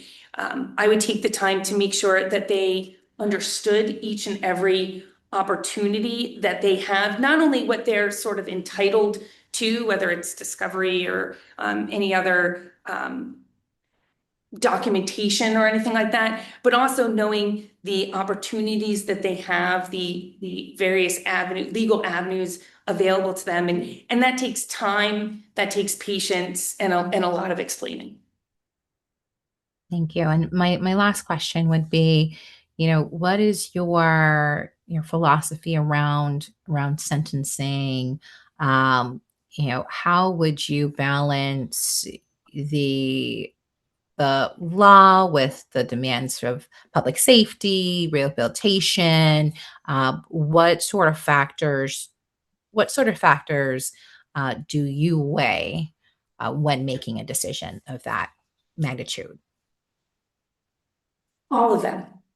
So the thing is to be mindful of the fact that every case that would come before me, if I'm lucky enough to be confirmed by this council, every case is different. Every individual is different. Every defendant is different. Are there fact patterns that read similarly? Of course there are. Are there records of defendants that appear to be similar, that sort of showcase maybe a particular underlying issue that person is? Absolutely, but no two are the exact same. So I would need to look at the person before me and learn as much about that person as I can. Anything from anything in their background that I should know, their age, where they live, who they live with, anything that would give me more of an understanding of that person. What can I be told that doesn't come forth in their record and doesn't come forth in the police report or the statement of the case or anything like that? Because those two things are going to leave out a lot of information about the individual who's standing in front of me. And then, there are certain aspects that often result in people finding themselves in the criminal justice system, whether it's substance abuse, mental illness, housing insecurity. I would need to have as much information about that individual, not just what they've done in the past and not just what they've done here that's brought them before me, but all of that information in order to see if which opportunity or which resolution or which disposition is best for that individual as well as the community and for public safety. Thank you. Those were all the questions I had for you. I appreciate you taking the time to answer my questions. Thank you, Councilor Ziegler. Thank you, Councilor Ziegler. Councilor DiPaolo. Thank you, Counselor. Good morning. Congratulations on your nomination. Thank you. I queried my phone earlier in the hearing to see, and it was almost exactly a year ago. It was August 7th that we Zoomed for about an hour and talked about your application. And I was happy to be supportive of you then, and not much has changed other than you have another year of experience under your belt. We had a conversation. The one thing when anyone looks at your resume, it's stellar on the criminal side and obviously lacking on the civil side. We did have a conversation about the conversations you've been having to feel confident on the civil side as you work your way in. And I was able to share some of my thoughts on continuances in particular, but in general, the experience on the civil side of things in Superior Court. Just piggybacking on what Councilor Ziegler was asking you, when I think about like the sentencing guidelines that I know you're familiar with because you referenced them in your application materials, and I think about things like I don't have them in front of me, so I'm gonna misquote them. But there's allusions to development and to childhood experiences. For example, I'll parlay that into brain science, which your witness says is real, and you believe it's real. That's great. Well, what are the implications of it? So a defendant who had experienced significant complex childhood trauma is maybe still in his or her early 20s. How is that as a factor what does that make you think about or calculate in your balancing of factors in sentencing? Thank you, Councilor DiPaolo, and I have enjoyed the conversation we had yesterday and past conversations that we've had, and I appreciate you taking the time to speak with me. The science is clear about juvenile brain development. And we say juvenile, but we're talking about something that reaches into somebody's mid-20s. It starts certainly younger than that, as I've been able to see with my two boys, and the lack of awareness or appreciation of long-term consequences, the susceptibility to peer pressure, the impulsiveness that comes with all of these things, all of that needs to be recognized when somebody is deciding the fate or the criminal resolution of somebody's case. And what role did that play into how they found themselves committing a crime? What are the things that led up to that? And if it's in my power in order to, and it is hopefully in my power to be able to address those things while still making sure to protect the public, that is what I'm going to do, because that is very clear that that's what the conclusions that the SJC have come to, as well as the science. I appreciate your thoughtfulness and your humility, and I especially appreciated your presentation and your statement at the hearing this morning, and I look forward to supporting you. So thank you. Thank you. Thank you, Counselor Jacobs. Thank you. Congratulations on your nomination. A lot of my questions have already, as often happens, been asked around the room in a couple of ways. But so just reading through your application, it's framed through the district court lens of the strengths and weaknesses of the district court and why you would be a great district court judge. So I wanted to give you the opportunity to reframe it through a superior court lens, specifically the strengths and weaknesses question. So the strengths and how you would be additive and protective of it continuing, and then where you see challenges, where you might offer thoughts on how it could improve. Thank you, Counselor Jacobs, for that question, and to give me actually the opportunity to be able to tell this council as to those strengths and weaknesses. So I think the main strength that I would have is that I am going to be thoughtful and prepared. Throughout my over 15 years in Superior Court, I have had the experience of appearing before a lot of judges, and a lot of judges who are going to impact the way that I am going to treat walking out into a courtroom. And those judges who are thoughtful and prepared, the ones who come out having read the pleadings, having said, I read your pleadings, I see these two things as the main issues that we're here today, would the parties agree? When somebody comes out and says that, 99.999% of the time, they are spot on. And I think that puts the parties at ease to know that somebody is listening, somebody is going to take the time, that somebody has already taken the time to say, this case, whether it is civil or criminal, this case is worth addressing. And just by being prepared and knowing that I've done the work that I can do before I even walk out on the bench, is a strength that I want to make sure that I bring to the bench. A weakness, as has been noted and Councilor DiPaolo noted, is that I have not had much civil experience in the last 20 years. And I think I would have to go back to law school before the last time that I was dealing with the rules of civil procedure, although I have read them in preparation for it today. But I do consider myself a lifelong learner.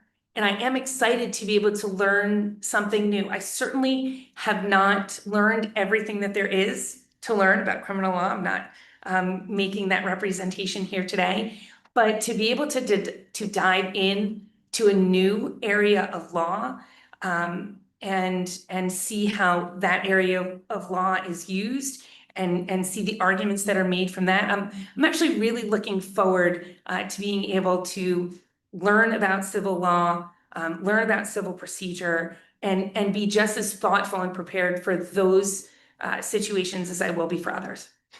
I do appreciate all of that input into how you approach things, and it lands, the question was a little different. In the application, it literally is talking about the courts themselves and the strengths and weaknesses. So I apologize. Let me, I still appreciated what you had to say, but it didn't actually answer the question I was asking. So yeah, just I'll read you the questions again.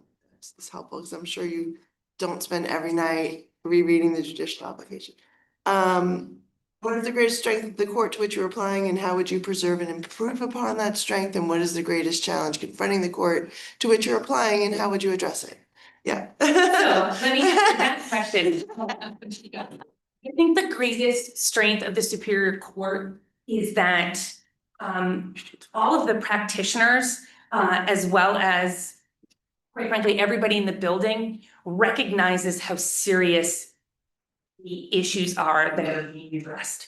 You feel it when you walk into the courtroom, depending on what type of case it is, you can see how the demeanor of everybody changes out of respect for the type of case that's being handled. Whether it is a child sex abuse case, whether it's a homicide, there's like a palpable change in everybody who practices there and works there, out of respect for the people who are dealing with that on both sides, because of the types of cases that people are there for and what brings them into the courtroom. So I think that is by far a great strength of the Superior Court. Unfortunately, I think one of the weaknesses of the Superior Court might be the same weakness that plagues our entire court system, and that is sometimes the lack of resources that we have. That spans quite a few different things, areas. It might be out of the probation department that there aren't enough resources for mental health or substance abuse.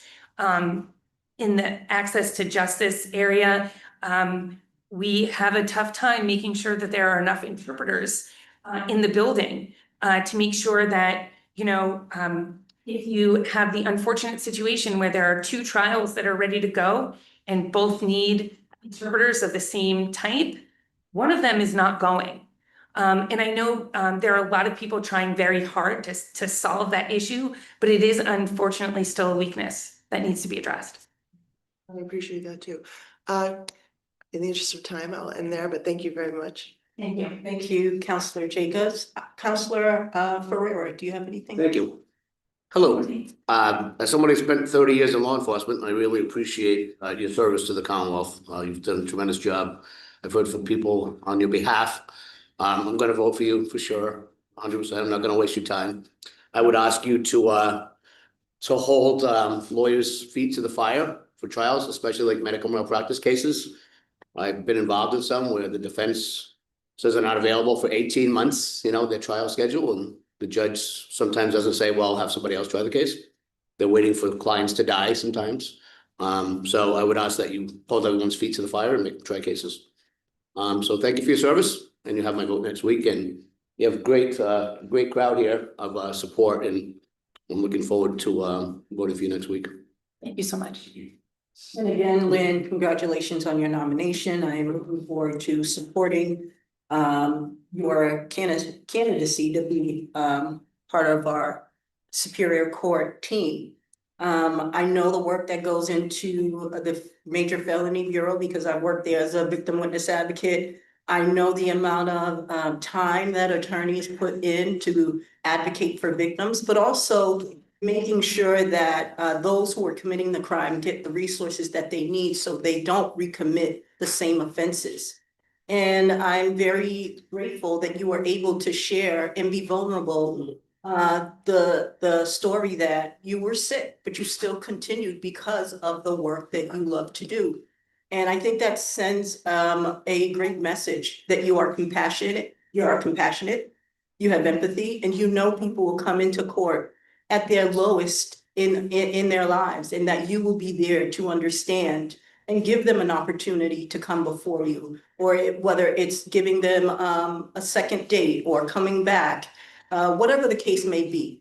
I appreciate you coming out here, talking to me, explaining to me the importance of why you would want to become a judge, and I think that you will be a great asset. And thank you for everyone else who came here in support of her and her nomination.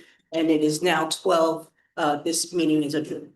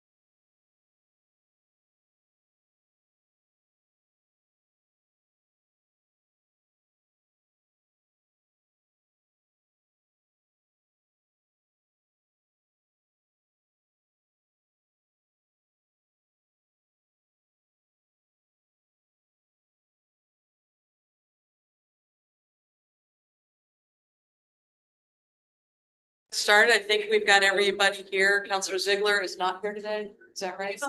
Oh, she's on Zoom. Zoom. Okay. Kennedy, that if you don't. I'm gonna go ahead and call our meeting to order. I'd like to recognize Counselor DiPaolo for a moment of reflection and for leading us in the Pledge of Allegiance. Yes, Lieutenant Governor, today I'd like to ask us to extend our thoughts and prayers to our friend and colleague, Counselor Kennedy, who lost his mother-in-law recently. Our thoughts and prayers are with him and his wife and their family as they mourn. Thank you. The United States of America, and to the republic for which it stands, one nation, under God, indivisible, with liberty, justice for all. All right, I'm so glad everyone's here today. I want to just take a moment to recognize Governor Healy, who'd like to offer a few words to the council this afternoon before we get started with the rest of our agenda. Well, good morning. Thank you, Lieutenant Governor. Good afternoon, counselors. Thank you for the opportunity to speak to you this morning in support of my nominee for the parole board, Caitlin O'Leary, ahead of her public hearing this afternoon. Now, I was here before. I'm here again. This is important to me. This is important to Massachusetts. I'm putting forward another nominee for the parole board. Let me tell you about that nominee. I know that nominee. I hired that nominee when I was Attorney General. I hired her as an Assistant Attorney General in 2019. Even then, at that time, she had earned a reputation for doing the right thing. She's smart, thoughtful, compassionate, collaborative, someone who leads with integrity and treats people fairly. That's who she was then. That's who she is now. And I know that these qualities will make her an outstanding member of the parole board. As you know, the parole board serves many functions that are critical to the operation of our criminal justice system.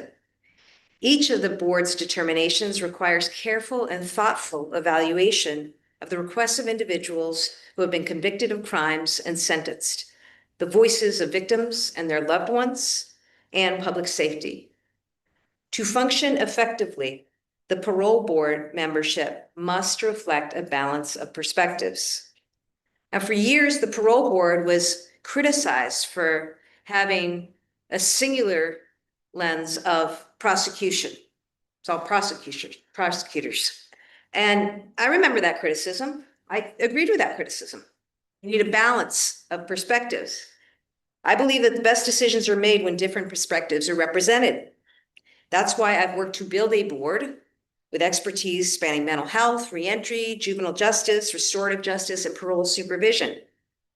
Yet the board lacks representation from an attorney, a lawyer, a prosecutor who understands criminal law and also has experience, important experience, working directly with victims and survivors. This is very, very important to the critical operation, an effective operation of a parole board in Massachusetts. I really want to focus on victims here. They often come before the parole board to relive. In fact, I'd say all victims, when they have to come before the parole board to testify, they're coming having to relive some of the absolute worst moments, not just of their life, but of anyone's life. They will be traumatized in that process, re-traumatized in that process. And those victims and their families deserve to know that when they appear before the parole board, they'll be listened to. They'll be treated fairly. What happened to them, the impact on them, their kids, their families, will be heard. That's why this appointment is important. It's absolutely important, and it's important we get it done. They deserve to be treated with dignity, and they deserve to know that their voices are going to be considered with each decision of the parole board. Now, that's where Caitlin comes in. There are people who study criminal justice. There are people who teach about criminal justice. There are people who opine about criminal justice in legal journals, social journals. Okay, that's important. But you know what I want on a parole board?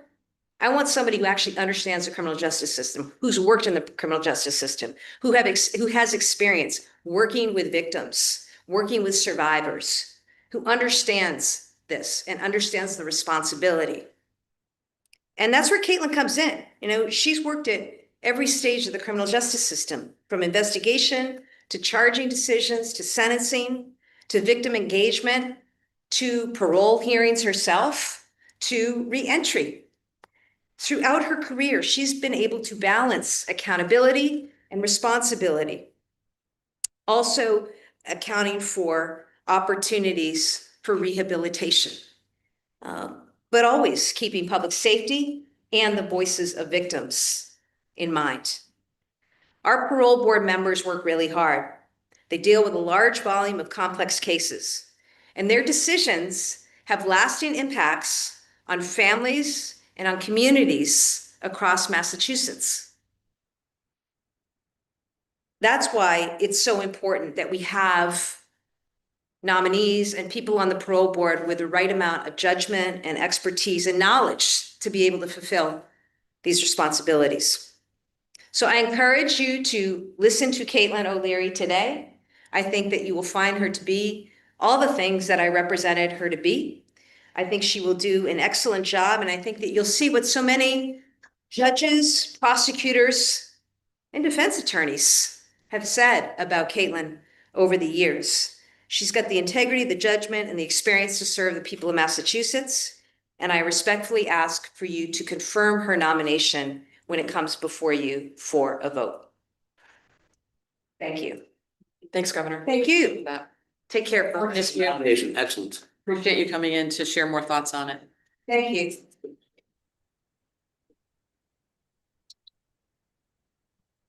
Yeah, I'd now like to recognize Counselor Ferreira for a motion to record advice and consent for the financial warrant. So moved up. Second. Motion has been made, seconded by Counselor Civil. All those in favor? Aye. Opposed? The ayes have it. I'd like to recognize Counselor Ianella for a motion to record advice and consent for the pending list of notaries public and justices of the peace. Motion has been made. Is there a second? Second. Seconded by Counselor Civil. All those in favor? Aye. Any opposed? The ayes have it. I'd like to recognize Counselor Dolan for a motion to record advice and consent for the appointment of Christopher Spring to the position of Associate Justice of the Superior Court. With great pride and full confidence, I so move. Excellent. Motion's been made, seconded by Counselor Ianella. Any further comments or questions on this nominee? I just Hearing wanted the record to reflect I am in support of, though we don't allow remote voting, I am in support of Attorney Spring and also the following candidate as well. I found their candidacy to be well received, and I'm excited to support. Excellent. Thank you, Counselor Ziegler. Appreciate that. Any other comments? Seeing none, I would ask Sonia to please call the roll. Counselor Dolan? Yes. Counselor Yanela? Yes. Counselor DePaulo? Yes. Counselor Jacobs? Yes. Counselor Ferrera? Yes. Counselor Civil? Yes. 6 members voting in the affirmative, six in favor, none opposed. The matter carries. With a PS from Counselor Ziegler. I'd like to recognize Counselor Jacobs for a motion to record advice and consent for the appointment of Lisa McCormick to the position of Associate Justice of the Probate and Family Court. Very happy to make that motion. That's good. Motion's been made and seconded by Counselor Ferreira. Any further comments or questions on this nominee? Hearing none, I'd ask Sonia to please help us and call the roll. Counselor Jacobs? Yes. Counselor Ferrera? Yes. Counselor Civil? Yes. Counselor Dolan? Yes. Counselor Yanela? Yes. Counselor DePaulo? Yes. 6 members voting in the affirmative. And a Yahoo from Counselor Ziegler. All that means the matter carries, and Lisa McCormick has been approved. I think that concludes our business, so I'd entertain a motion to adjourn. Motion made by Counselor Jacobs, seconded by Counselor Dolan. All those in favor? Opposed? The ayes have it. We stand adjourned.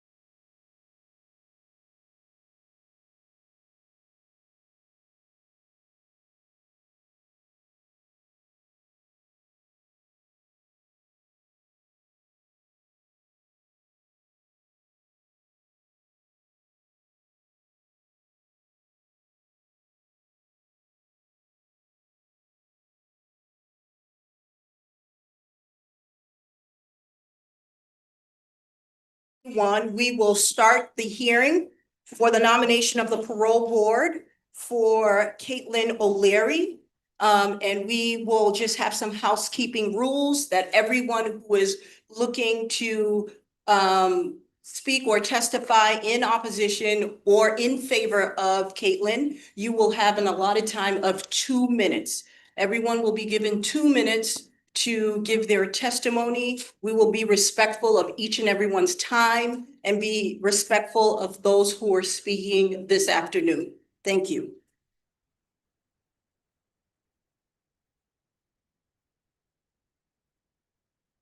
I will be reading a letter from the governor.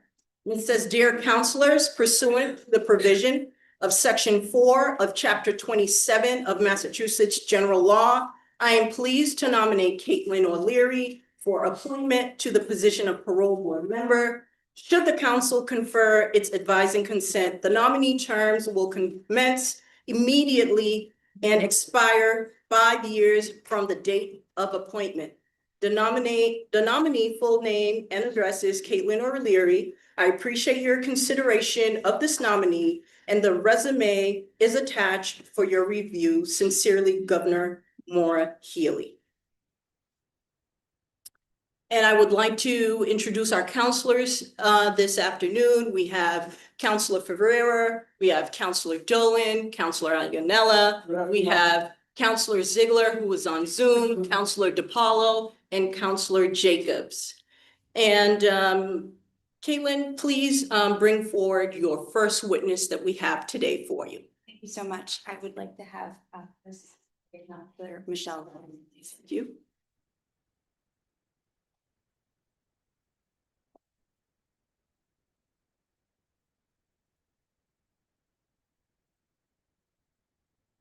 Thank you to the Governor's Council for the opportunity to speak, and thank you to Attorney O'Leary for inviting me.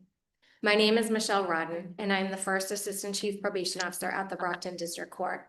I began my career in Brockton as a probation officer in 2006 and was promoted to an Assistant Chief in 2016 and then to First Assistant Chief in 2019. I have been closely involved in the Brockton Recovery Court since its inception in 2015. I first met Attorney O'Leary in 2014 when she was working for the Plymouth County DA's office as an ADA. Also at that time, with my chief support, my presiding justice at the time, Julie Bernard, and I were working together to form a drug court in Brockton. There were only a handful of drug courts operating statewide at that time, but we knew the Brockton community would benefit from it. Many of our colleagues were not in support of their creation at that time. Police officers, fellow probation officers, attorneys, and even judges thought it was just an easy way out to avoid incarceration. As we were forming the team, Attorney O'Leary volunteered to be the prosecutor. At that time, she was already involved in Project Safe Neighborhood in addition to her day-to-day responsibilities in a busy district court. When she joined our team, it was clear that she really cared about the individuals who came before the court. She saw them as people and not just statistics.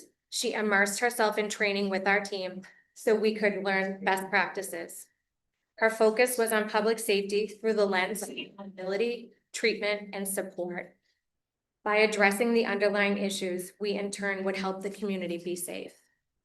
Many prosecutors would have looked solely at the criminal charges to dismiss a potential candidate.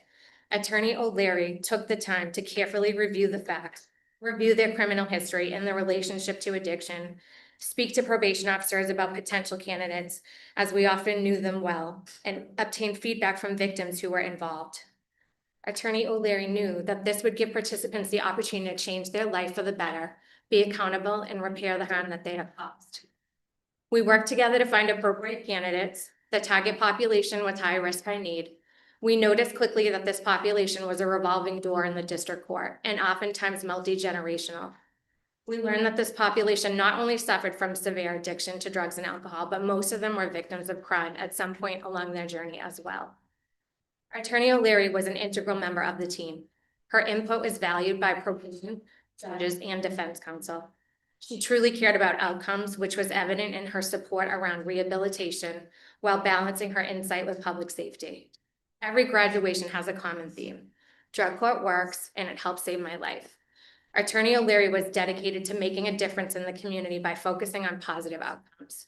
Her dedication and integrity stood out to all who worked with her during her time in the Brockton Recovery Court. Thank you for the opportunity to share my insight. If you have any questions for me, I'm happy to answer them. Thank you. Counselors, any questions?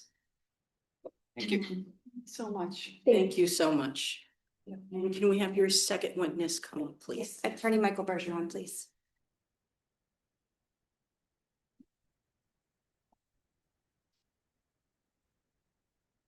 Good afternoon.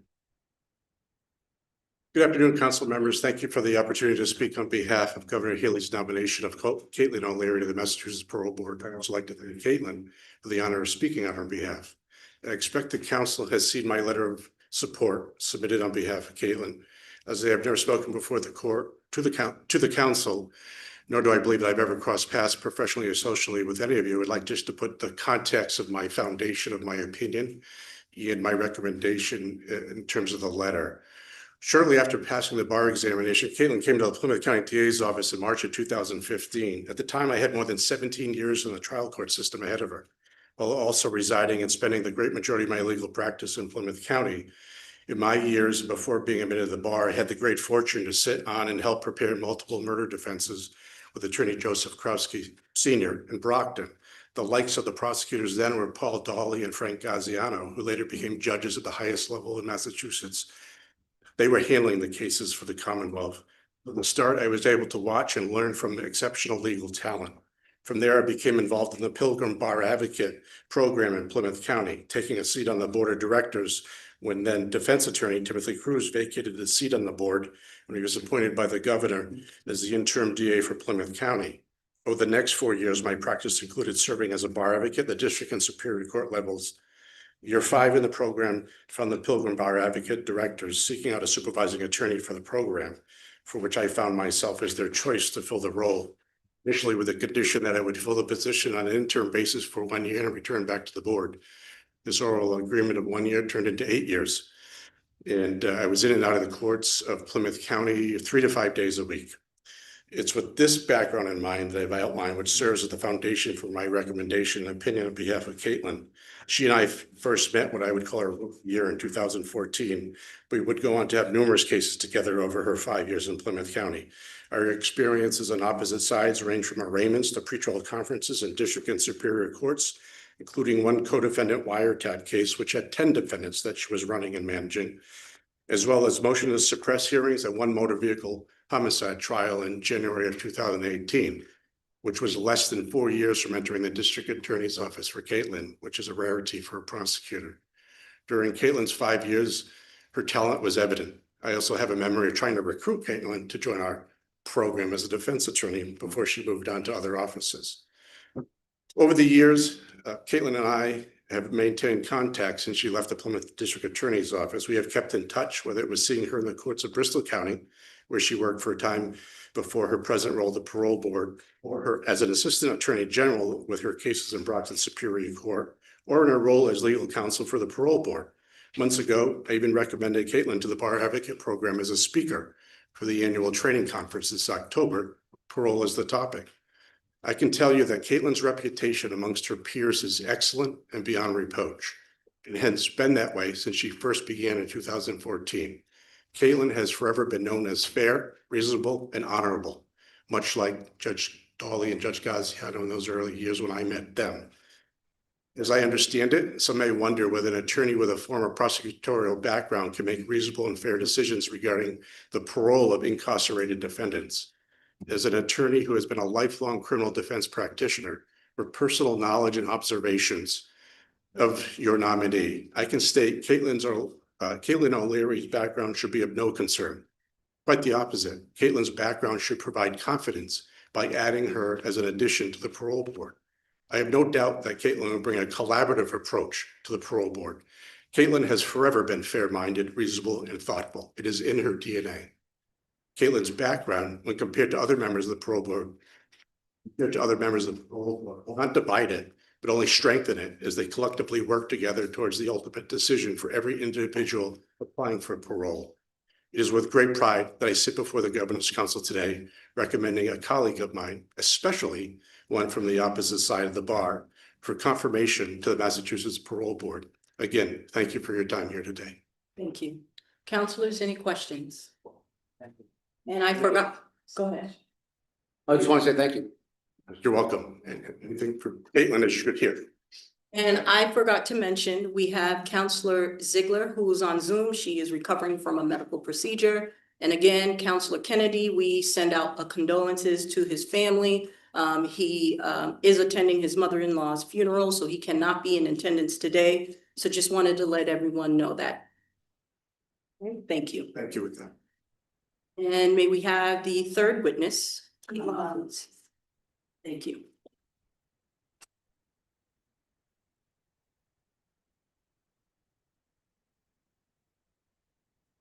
Good afternoon, members of the council. My name is Kate Malone, and I'm a civil litigator in Springfield, speaking today in support of this nominee. I met Caitlin when I joined the parole board's legal unit. I had previously served as a public defender for 5 years in Western Massachusetts. What I found working alongside Caitlin was how much common ground exists among people who take the parole board's mission seriously, regardless of where they start their careers. Caitlin does not view parole as a scarce resource reserved for the exceptional few. Parole is a societal benefit, and it's one that's often misunderstood, but valuable to communities and individuals. She treats emerging adulthood science as a real guide for her judgment and not an abstraction. She has the courage to make decisions and stand by them. I learned that as an assistant attorney general, she prosecuted Springfield police officers in relation to an incident which deeply eroded public trust. As a former public defender in Springfield, I appreciated that she worked to hold these officers accountable when others wouldn't. She brings specialized parole experience, and I'm just going to focus on one particular area that I think is most relevant, which is that Caitlin already conducts parole hearings. By statute, attorneys in the legal unit can conduct House of Correction hearings and make non-binding recommendations that a board member can accept or reject. Before assuming this role, I knew she had limited opportunities to hear directly from incarcerated people or people who are justice involved. And ethically, a prosecutor cannot converse with someone who's being prosecuted and is represented by counsel. Hearing a person's story in their own words is one of the most meaningful aspects of being a public defender, and I knew that she would find meaning in it too. I witnessed her thorough preparation, review of files days in advance, with the awareness that police reports and criminal records do not tell the whole story. She identified need areas, but also an individual's strengths. She listens genuinely, and she doesn't relitigate cases. She told me these direct interactions gave her information and context that a paper file could not. All of the qualities that I've described, I've seen firsthand, and I know that Caitlin will not hesitate to grant parole to those who meet the statutory standard and will give everyone a meaningful opportunity to obtain parole. And I urge the council to confirm her nomination. Thank you. Counselors, any questions? Okay. Well, I know that we have some oppositions, and we are thankful that you are here today. We will start off with those who are on Zoom to give their testimony in oppositions. But if you are here today in opposition of this nomination, please form a line, and we will go one by one, and we will be respectful of each and everyone's time for 2 minutes. Aaron, can we start off with whomever is first on the list on Zoom for their opposition? Right. I'm sorry? Okay, Edward Wright?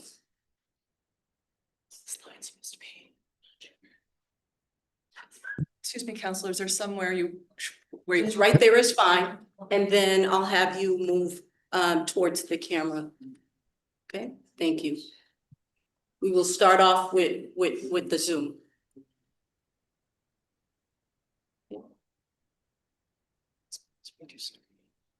Are you ready? Yes. Okay. My name is Edward Wright. I'm an exoneree. I've been out presently for a year. I spent more than 4 decades in prison. I came out of Springfield, wrongly convicted for a murder I didn't commit, which the prosecutors down there knew.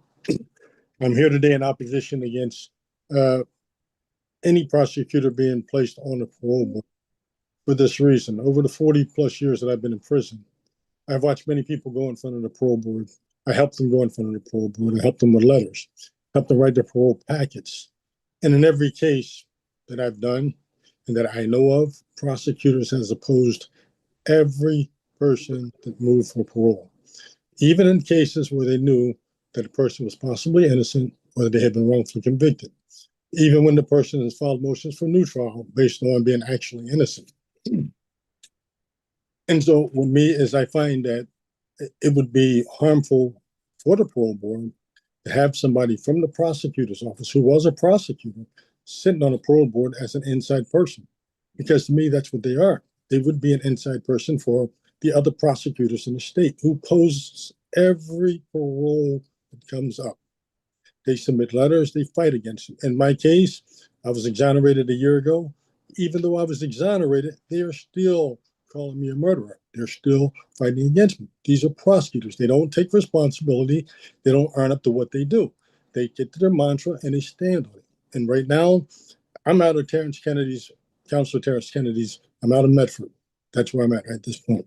And at this point, there's been 102 exonerations in Massachusetts since 1989. 102. And in those cases, they're not all murder cases. And in every one of those cases where those guys fought, and some of them went in front of parole boards, they were opposed by the prosecutor's office at every turn. And right now, I don't think it would do anybody any good to place a prosecutor on a parole board. That's all I have to say. Thank you. Thank you, Edward. I appreciate your testimony. Aaron, can we go to the next person, please? Sorry, what's his name? Kim Yassir. Kim Yassir, he said. Okay. Hello, sorry, I'm joining from my car. This is the best I could do. I was in the field today. My name is Kim Yassir. I'm the Chief Empowerment Officer of Thrive Communities. My background is in reentry for the last 11 years. I'm a restorative justice practitioner and a social worker by trade. And I just want to affirm Mr. Wright's testimony in terms of his concerns, not about Ms. O'Leary personally at all, more around the skill set and the experience as a prosecutor and representation on the board, representing the state of the state of Massachusetts, the Commonwealth. And I felt like it was important to say it's clear that the governor wants to see someone who is victim-centered on the parole board, and I don't think I don't see any opposition to that. And I think there's many candidates who can hold that, many people with lots of skills around supporting survivors, including individuals like Mr. Wright, who is a survivor himself of a wrongful conviction. And so it just would really encourage this body to consider what that might look like outside of prosecution. And I think that's what I have to say for now. Thank you all for taking the time to listen to the community. Thank you, Kim. Thank you for your time and sharing your testimony. Aaron, can we have the next? Jill Angelica. I'm sorry? Jill Angelica. Jill, okay. I was just watching. I wasn't planning to make a statement, but now that you have me on the phone, I will say that I will oppose. I'm a private investigator. I work on a lot of cases involving wrongful convictions. And another reason that I would oppose a prosecutor being appointed to the board is because in a lot of these wrongful conviction cases, like Mr. Wright said, not only do prosecutors oppose every single parole hearing that I have ever witnessed or read about, prosecutors are usually the people hiding exculpatory evidence in the first place. So it really concerns me that somebody who may have been involved. I'm not saying Miss O'Leary personally because I haven't looked into her background, but when prosecutors' offices is so widespread that they withhold evidence that is exculpatory and engage in misconduct, I would feel extremely uncomfortable with someone from that background being on the parole board and then potentially overseeing cases of people who her office even prosecuted. I didn't really have much else prepared to say because I didn't expect to be called, so that's all I have to say. Thank you for noting my opposition. Thank you, Kim. Thank you for your time and thank you for your testimony. Next one. Do we, that's it? Thank you. I'm sorry. Do we have one more person? We're all set. Okay, if you can step right through. Please, thank you. And I'm sorry, what's your name? Betsy Chase. Betsy Chase, thank you for being here today and sharing your testimony. Thank you. Hello, I'm Betsy Chase. Here we are again with a candidate who would leave the parole board sorely out of balance and lacking expertise. No one can deny this time that the board would end up 57% parole, probation, and prosecution. Don't forget that only 5% of parole decisions are made by the full board. The rest are made by teams of 2 or 3. How many of those teams would be 100% enforcement, surveillance, and punishment? Who you work for says a lot about your values. Caitlin O'Leary worked for and donated to Plymouth County DA Timothy Cruz, who does not believe parole should exist. She also worked for and donated to Bristol County DA Thomas Quinn, possibly the harshest 2 counties in Massachusetts. Maura Healey is the only blue state governor with a contract with ICE. Unlike many governors, she hasn't granted a single commutation. She's building a $380 million new women's prison. She appears to condone her DOC commissioner's relentless rejections of medical parole for old, sick, and dying people. If you don't know the name James Ware, may he rest in peace, please look him up. I'm glad this council exists with the power to rein in some of the harms our governor causes. I know it's no fun to stand up to her, that there's a price to pay. But isn't that what everyone here signed up for? To go out on a limb when warranted? To be bold and committed, to bring your integrity and your courage to bear to make the best possible decisions for the Commonwealth. There's no place here for deals, compromises, or career aspirations. You owe your constituents and yourselves better than that. Oh, and the argument that the parole board can't be left understaffed a moment longer, that's a real Strait of Hormuz argument. She could have nominated someone qualified last October. Thank you. Thank you, Betsy, and thank you for your testimony. Can we have the next person, please?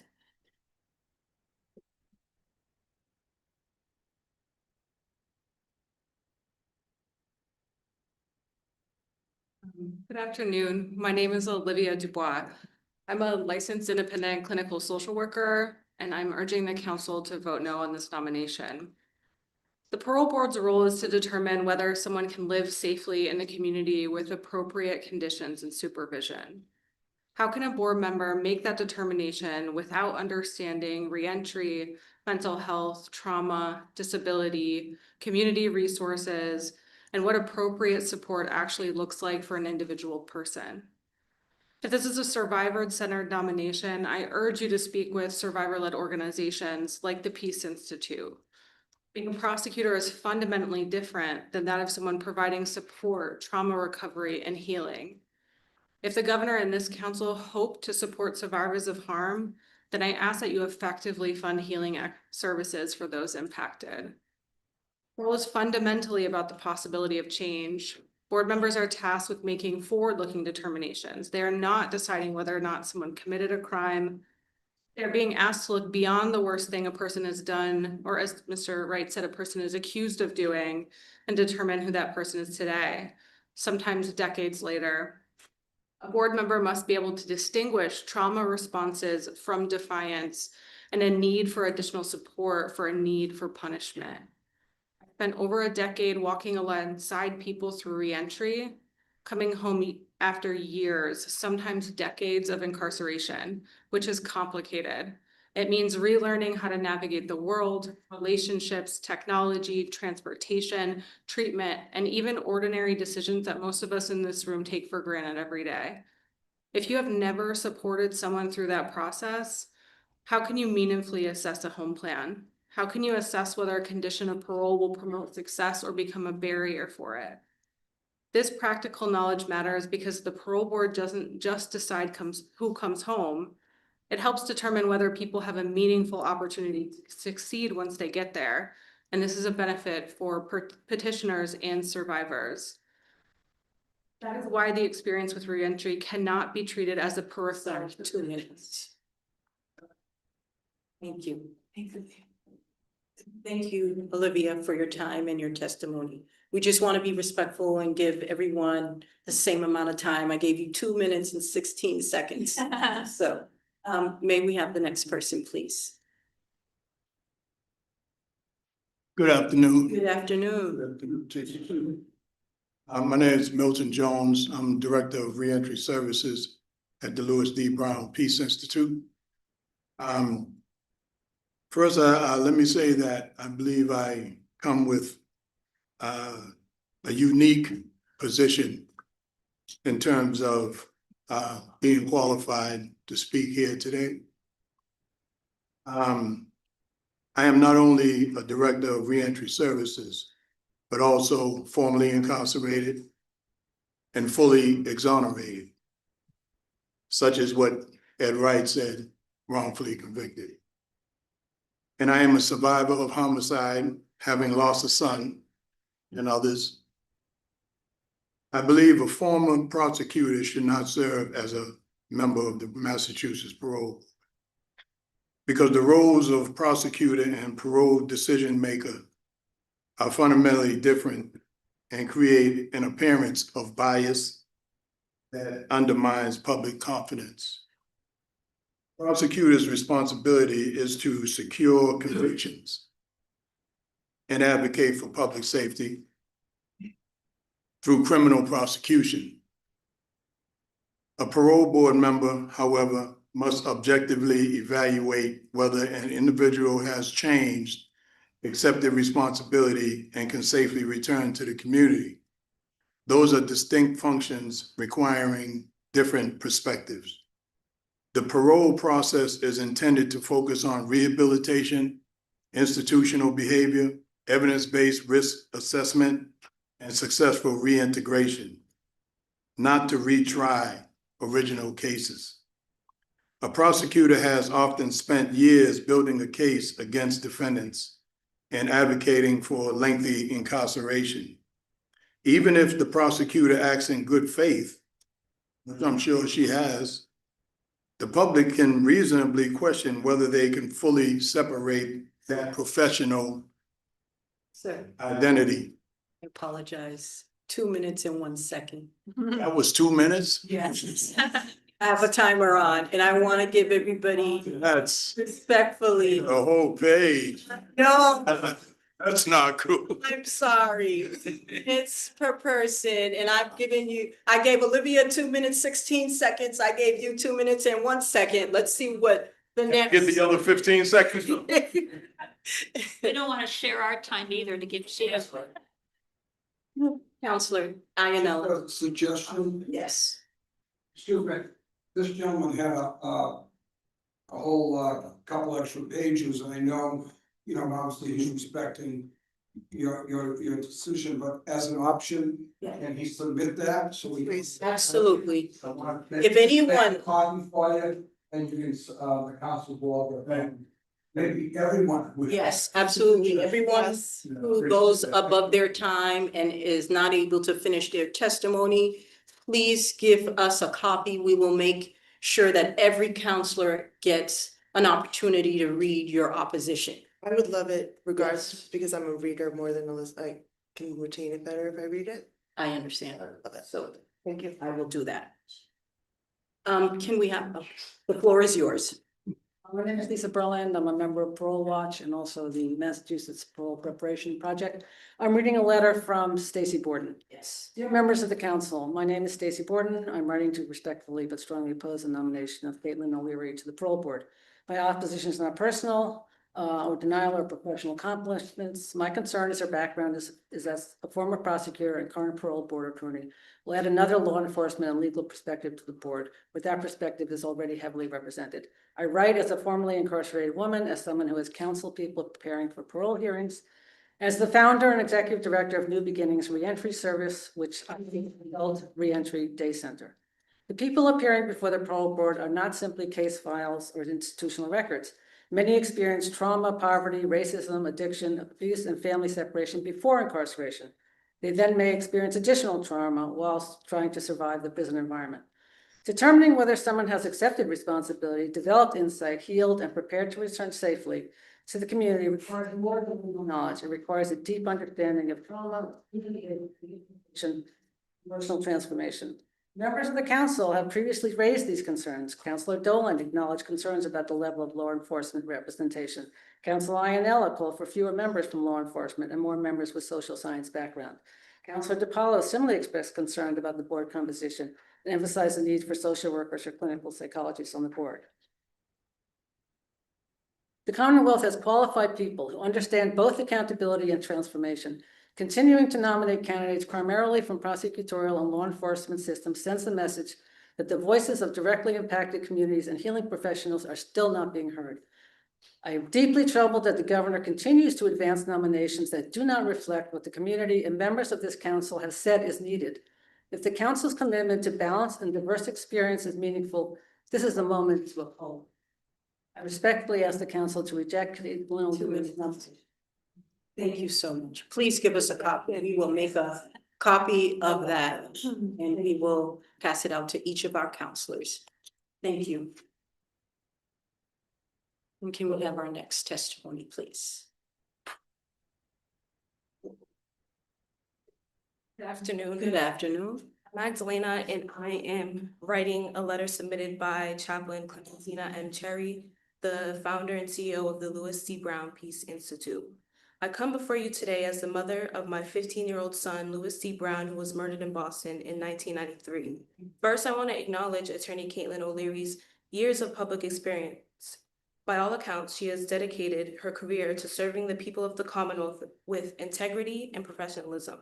My testimony is not about questioning her qualifications or her commitment to public service. Rather, it's about asking whether the Massachusetts Parole Board includes the lived experience necessary to fully represent homicide victims and survivors.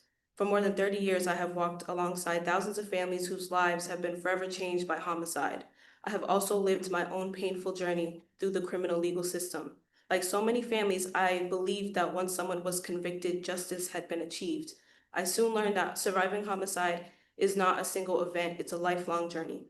We navigate the legal process while carrying a life sentence of grief.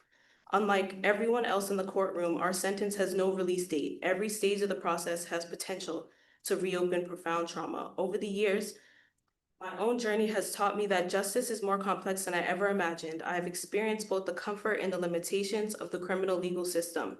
Those experiences have deepened my belief that victims and survivors deserve more than notification. They deserve preparation, communication, compassion, and trauma-informed, healing-centered engagement that recognizes the lifelong impact of homicide. A prosecutor serves the Commonwealth. That is an essential and honorable responsibility, but representing the Commonwealth is different from living every day with the lifelong consequences of losing a loved one to homicide. Survivors bring a perspective that cannot be taught in law school or acquired through years of litigation. It is knowledge gained through lived experience, through grief, through resilience, and through navigating the very systems that are intended to serve us. I'm not asking the council, can I finish the sentence? Yes. I'm not asking the council to choose between legal expertise and lived experience. I'm asking you to recognize that the strongest parole board includes both. Thank you. Thank you so much. I appreciate that. It's amazing. Thank you.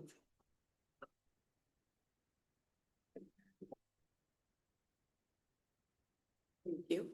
Good afternoon. My name is Attorney Zachary Lown, and I have practiced criminal defense for over a decade, represented hundreds of clients, and nearly every single one of these defendants, including those in prison, were themselves victims or survivors.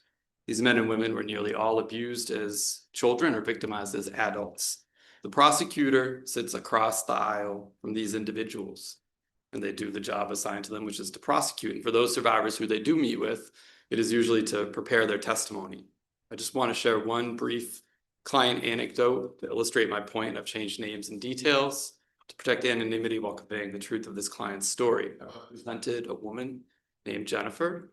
She was in her early 30s, long, curly brown hair, grew up in Hyde Park, and had a son in high school with a skill for music. She also grew up seeing her own mother abused, and she herself ended up in an abusive relationship. This abusive man regularly terrified and exerted control over her. And on the day in question, just as police were about to arrest him for something unrelated, an officer saw him lean into Jennifer's car towards her glove box. They later searched the car, found a firearm, and prosecutors elected to charge both Jennifer and this individual. It resulted in Jennifer being in prison for a period of time, separated from her family, out of a job. It took 2.5 years of advocacy and 2 sit-down meetings with 2 different groups of detectives and a prosecutor and their supervisor to convince them to drop the charges against this domestic violence survivor. And there was even a victim witness advocate there, but neither she nor the prosecutor offered Jennifer services. Today, Jennifer is thriving. It's a good job, a reunited family.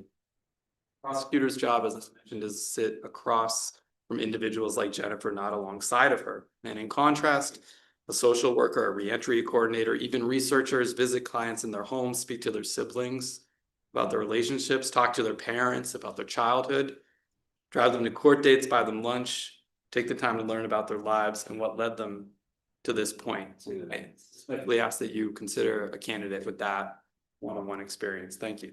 Thank you, Zach. And I want to say that I have seen you in passing as a defense attorney. You have done great work, and I appreciate you coming in here and giving your testimony. Thank you. I recognize you also.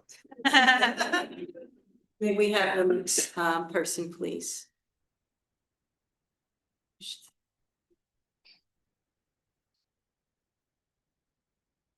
Is there anyone was?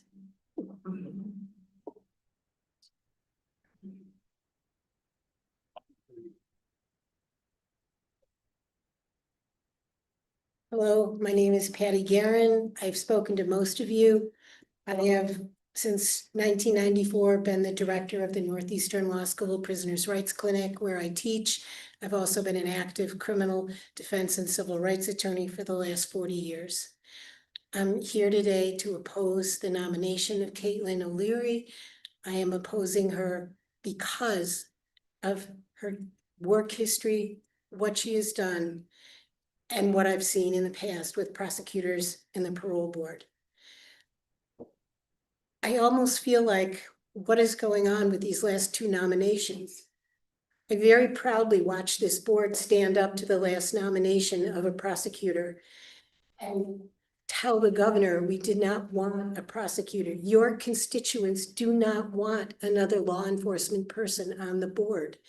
You can pick and choose and try to define away things from Miss O'Leary's resume. Oh, she did this. She's different from DeVore because she's done some House of Correction hearings that are 15-minute hearings, and that she has done some things different, but she has the prosecutorial history, and it's more important than that. She's not. What the board needs is more people who have experience in reentry, in behavioral health, in the areas that we're lacking. We don't need another law enforcement person. As someone already pointed out, most parole board hearings only have 1 or 2 board members on them.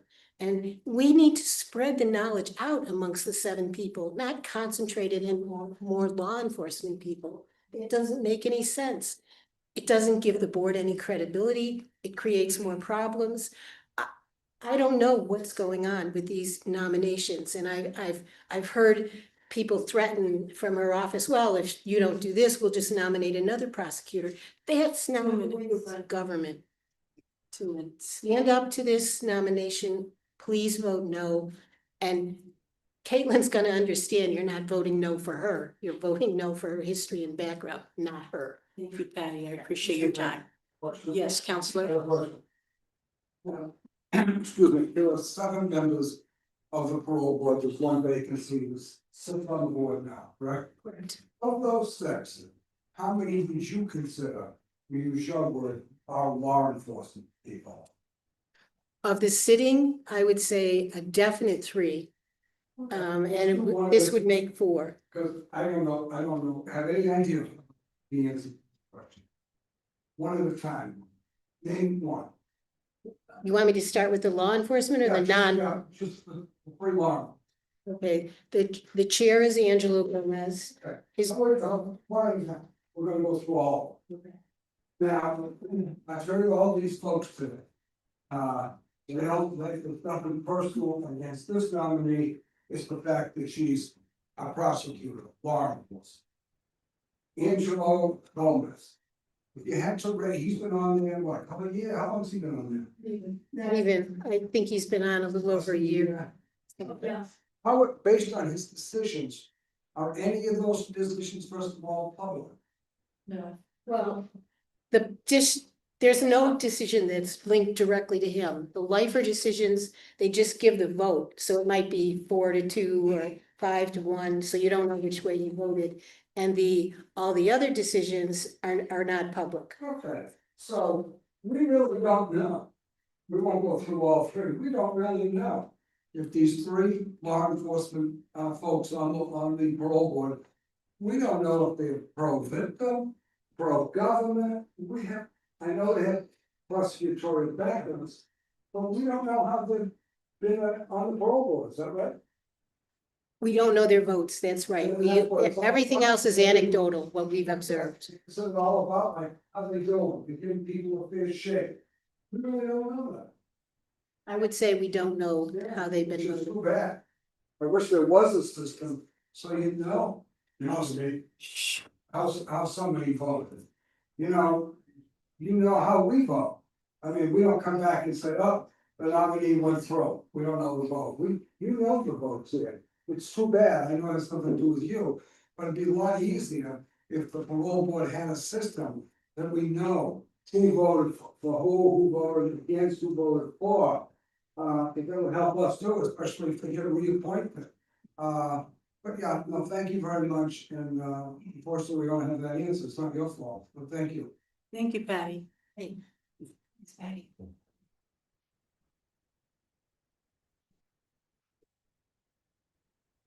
I maybe make a reference to that question. Sure. Yeah, fine. So, I have to, in my role, watch parole hearings, attend parole hearings, and look at parole hearings that are taped from years ago. And sometimes you can tell a person's view or focus or context by the questions that they ask and the focus. So sometimes that helps you understand the foundation of what they're looking at. So sometimes that's informative. Thank you so much. Yeah. Okay, you may proceed. But you don't know the vote. So thanks for allowing our public testimony. I want to give you some background of information about my experience so that you know where my professional opinion is grounded. I'm a licensed independent social worker, and I'm here because I've had extensive practical experience and analyzed research data in my role.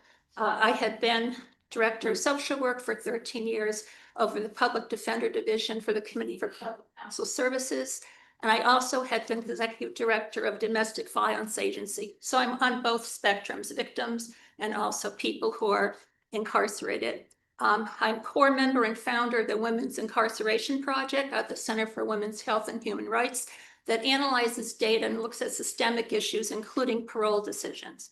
I also am working as an independent mitigation specialist in civil and federal courts, criminal and civil, and that includes medical parole, clemency, appeals, and pretrial and post-conviction. My concern is that the nominee does not have the does not have the standards that is needed in this type of role to affect due diligence in meeting the responsibility. People who are in prison have major issues of substance use, past history of mental health changes, and mental health status. And you have to have the background in order to make a reasonable decision, including the reason that the person might have been involved, what their actual changes in the system, and what reentry criteria is needed. So I feel that this particular person, even though you can work in drug court, you're still trained as an attorney. You still have a lens, and you do not have that history of knowing the difference in perhaps specific clinical issues that might affect the person's behavior when they were arrested, their rehab time in prison, and what they're needing in the past. Core competencies are identified in research and data, and that includes what I've just explained. And I urge the council members not to approve this. I know you're under a lot of political and public pressure, but I ask that you nominate someone in the future who actually can carry out the role of the parole board members as needed. Thank you so much. I Okay, appreciate thank your you. time and your testimony. And what is your name? My name is Norma Watzel. Thank you, Norma. Yes, Counselor Ayala? Thank you. I just heard, Patty Young said she believes there are 3 of the present, parole holders that she would consider law enforcement. Do you agree with that, first of all? Yes, in terms of, I feel in working in the courts with attorneys, prosecutors, ADAs, probation, parole officers, for now, it's been over 30 years in Massachusetts. My experience is to be in this role, you need, okay, sorry. Yeah. Yes. Angelo Gomez, that he's one of them, correct? Correct. He's been on there, has been there long. If he were up for reappointment today, would you be here today in opposition? So what I would do is I would look at his record. So you don't know anything about his record at this point? Yeah, I have experience, but in order for me to oppose someone, I look at a history. I don't just come and testify.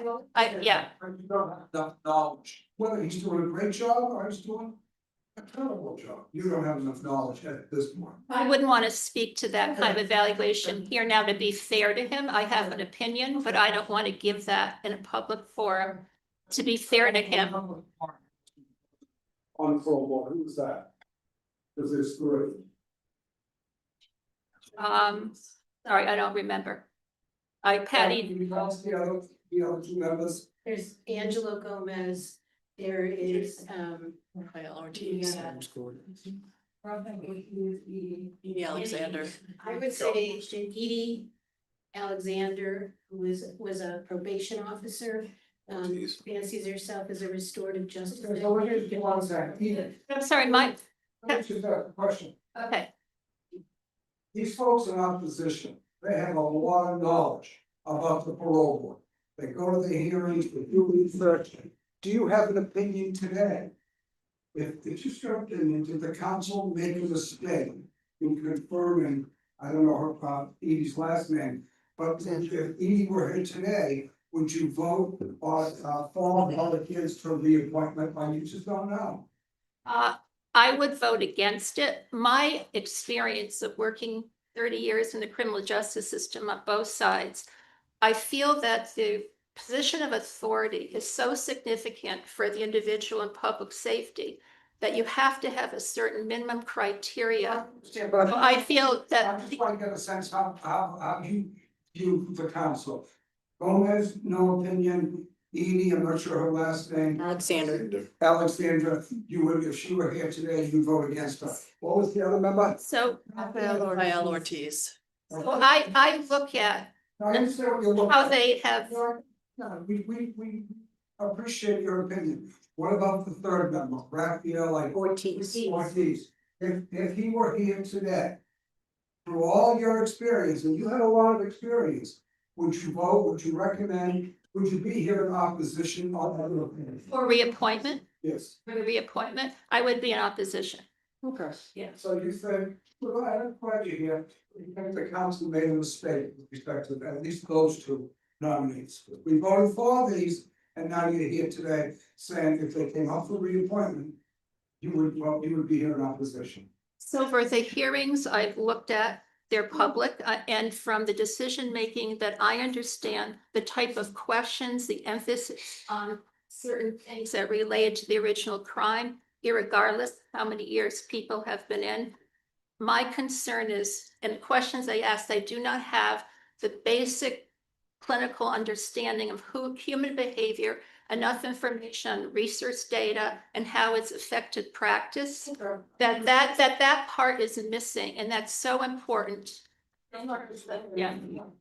Thank you very much. Thank you so much for your time. Do you have a quick question? I have a question. I hate labels and I hate characterizations of people. So I'm on the website with the parole board, and I don't see anyone with a law enforcement background at all. So you can try to color people any way you want to, but the people that we just talked about have had extensive experience in trying to help people. Rafael Ortiz, he ran a program that focused on juveniles and emerging adults. His dedicated career was to work in a culturally diverse environment to facilitate reentry. That's one of the people we talked about. Let me finish, please. Another person we talked about was Edith. Edith ran the Parent House Community Services in Boston, a residential program for new and expectant mothers in recovery. She worked in probation. Probation is not law enforcement. They're not police officers. Mr. Ortiz, the chair of the board, was a parole person. That's not law enforcement. So for some people to characterize and say, we have law enforcement, we have prosecutors on the parole board, I think is unfair sometimes. So my testimony was based on minimum criteria of basic backgrounds and experience that people have. And my concern is that those individuals do not meet that criteria in terms of my experience. For the current nominee, I have worked with many different prosecutors in drug court where it's different than working on a different type of case. I've appreciated some level of understanding. In this particular role, I feel that the standards are higher per statute and the roles to do due diligence. So that's why I'm recommending that there be someone on that minimal level, for that level of understanding that I feel is needed. So I don't label people with law enforcement. It's a background. It's the context of the lens, just because that's the type of job they had. So even with the National Institute of Correction, their reports, you can look at that throughout the country. They look at establishing certain criteria, and we look at candidates that meet that. And some of that's been described here. So in terms of your prosecutorial background, you just don't have the training. So give an example, if you have someone who's on psychotropic medications in the prison, and you look at their behavior when they were on or off it, you may not know the side effects. You may not have worked with clients with that. So that's an example that you can hear it, you can read it, but you don't have that, People have the opportunity to have lawyers and other people speak on their behalf, and they can certainly learn and understand things. My point was, I've heard it 1,000 times in this room, one prosecutor, always a prosecutor. It's not true. I can give you example after example. One example is Frank Gaziano, somebody talked about earlier. He was a prosecutor. You know what he is now? He's on the Supreme Court. Do you know what he just voted for 2 years ago? Commonwealth versus Mattis, that said emerging adults are now eligible for parole. He was a prosecutor, and he formed the language that allowed 200 people to be eligible for parole. So I can give you example after example after example. I don't have any other questions. hope you heard my testimony. I didn't say prosecutor or law enforcement. I was talking about the minimum criteria. I hope that council sets that's based on certain standards that I personally have seen that's needed from my professional experience, my training, and research data analysis that I do across the country. So that's what I'm saying, to look at people meeting that minimum criteria, not because someone had a certain job. Thank you. I appreciate your time and your So I appreciate the questions and asking. Thank you so much. Thank you.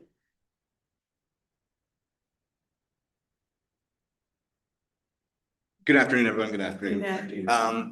My name is Austin Frizzell. I'm a District 4 resident, but I'm privileged here to be speaking on behalf of my colleagues from Families for Justice as Healing. We have members that are incarcerated and formerly incarcerated around the state.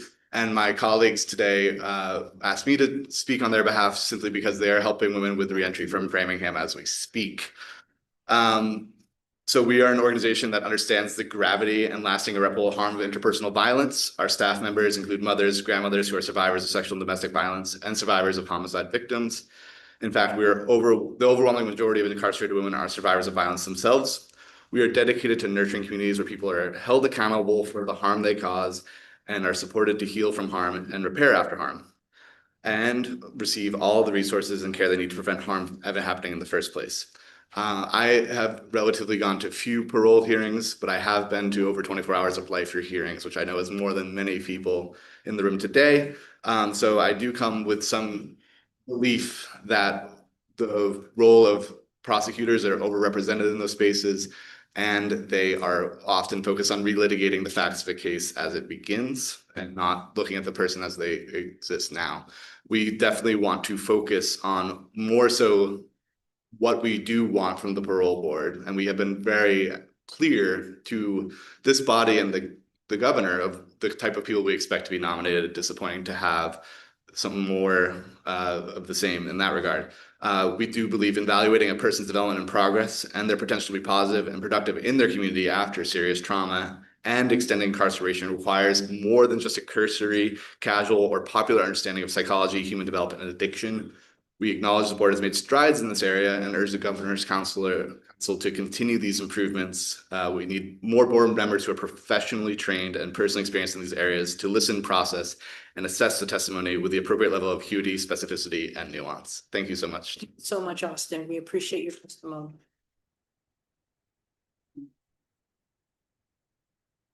Thank you. Can we have the next testimony, please?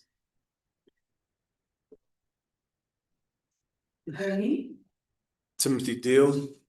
To meet you, Timothy. The floor is yours. Thank you for having me. Selection to put Ms. O'Leary on the governor's council is a knee-jerk reaction. A knee-jerk reaction to a lot of political backfire for what we know to be an unfortunate incident by an individual who was in the governor's office. That has created a bad light shining on the governor. It's not her fault. We can't expect people to be perfect with all the decisions that they make. Just like we can't blame the parole board for a single person who recidivates after coming home and finding themselves in unforeseen life circumstances. Each individual in the Commonwealth has a responsibility to be accountable unto themselves, and if not, our laws will hold them as such. We as a community need not to react so much to change the negative lights that shine over us, for if we've been far in the other direction with it, we've been justice. Been injustice because of shame. If not for shame, we wouldn't be here today. This nominee wouldn't be the nominee likely, and we will move forward with individuals who can successfully and unbiasedly represent the parole board. For decades on the board, the board was bent in the wrong direction, so why move back that way just after a few years? Crime rates are down, prison population is down, prisons have closed. The very fact that Mr. O'Leary served as Assistant General, Attorney General under the governor for 3 years suggests that this is a friendship pick, and I have some issues with that. We know this pick and all those suggested for this position are coming from a prosecutorial background as a direct reaction to someone who brought shame to that office, this political circus. But no one's shame should change you. That person will be held accountable. Shame on those who shame a person for giving someone a shot because they blew it. Does that mean no one else can get a shot now? For every action, there's a reaction. Please don't overreact again. Peace. Any questions? No. Thank you. Thank you, Tim. I appreciate your testimony. Can we have the next person, please?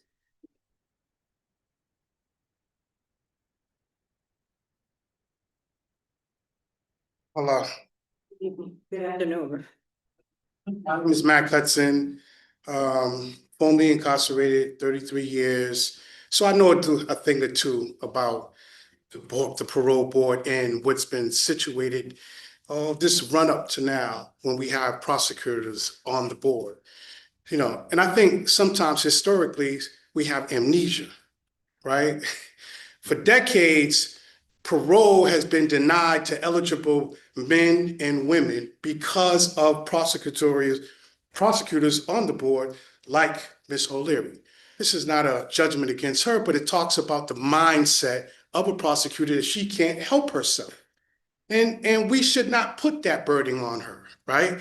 And I think for a fact, when we start talking about what is law enforcement, what's not a law enforcement, well, those things are subjective views, right? You can't tell me no different than I can tell you what my belief is. And I think that that's the problem. Y'all have done a great job in saying, or at least pushing back and saying we don't need a prosecutor at this time on the board. The governor's done doubled down and said we will get a prosecutor. And now I'm saying, are you going to listen to the people that you represent? Or are you going to listen to the governor because you're afraid of political backlash? This is the real question facing this governor's council. Are we playing politics with people's lives? When you know what happens, when you put it on there, I just want to speak to one more thing, because I think this is what happens, right? When you have a concentrated few of officials. Yes, so far, what we can consider law enforcement on the board right now, right, who are voting maybe favorably or not favorably, but for the most part favorably. If you get a concentrated few that's bending towards the governor's view, and anytime she cracks that whip because she's dissatisfied with an outcome, will they stand and still individually and independently determine a decision? I say they will not. If you get a concentrated few that would do that. So we need to start thinking and start realizing how our politics and how our lives work around here in Massachusetts. Thank you. Okay. Sure. Yeah, go ahead. I know in the past there've been prosecutors on the parole board. Are there today any prosecutors on the parole board? But when I checked, I didn't think so, but I don't hold me to that. Do you know whether or not there's any prosecutors? Not that I'm aware there's a prosecutor on the board. If that's what you want me to answer to. You agree. Thank you, sir. Thank you for your time. Thank you. Thank you. Matt. Thank you, sir. Mac. Thank you so much for your testimony. Is there any other opposition as we close? Okay, I just want to thank everyone for coming out to giving their testimony. Your voice matters and we hear you clearly. And we will continue on with this hearing. Caitlin, I will give you an opportunity to introduce any of your friends and family who is here on your behalf today.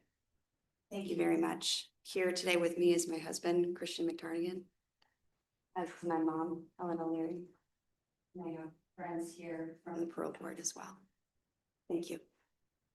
Thank you. Okay, you can start with your opening statement. The floor is yours. Thank you. I want to start by thanking Governor Healy and Lieutenant Governor Driscoll for nominating me. Thank you to the governor's legal office attorneys, Derek Kesselheim and Jesse Boudou, for your support. Thank you to the members of this council for taking the time to meet with me prior to today's hearing and for your questions today.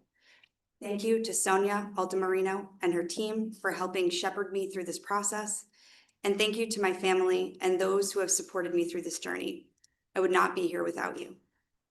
Thank you to my witnesses, First Assistant Chief Probation Officer Michelle Rodden, Attorney Mike Bergeron, Attorney Kate Malone, for being here today and for your kind words and support of my nomination.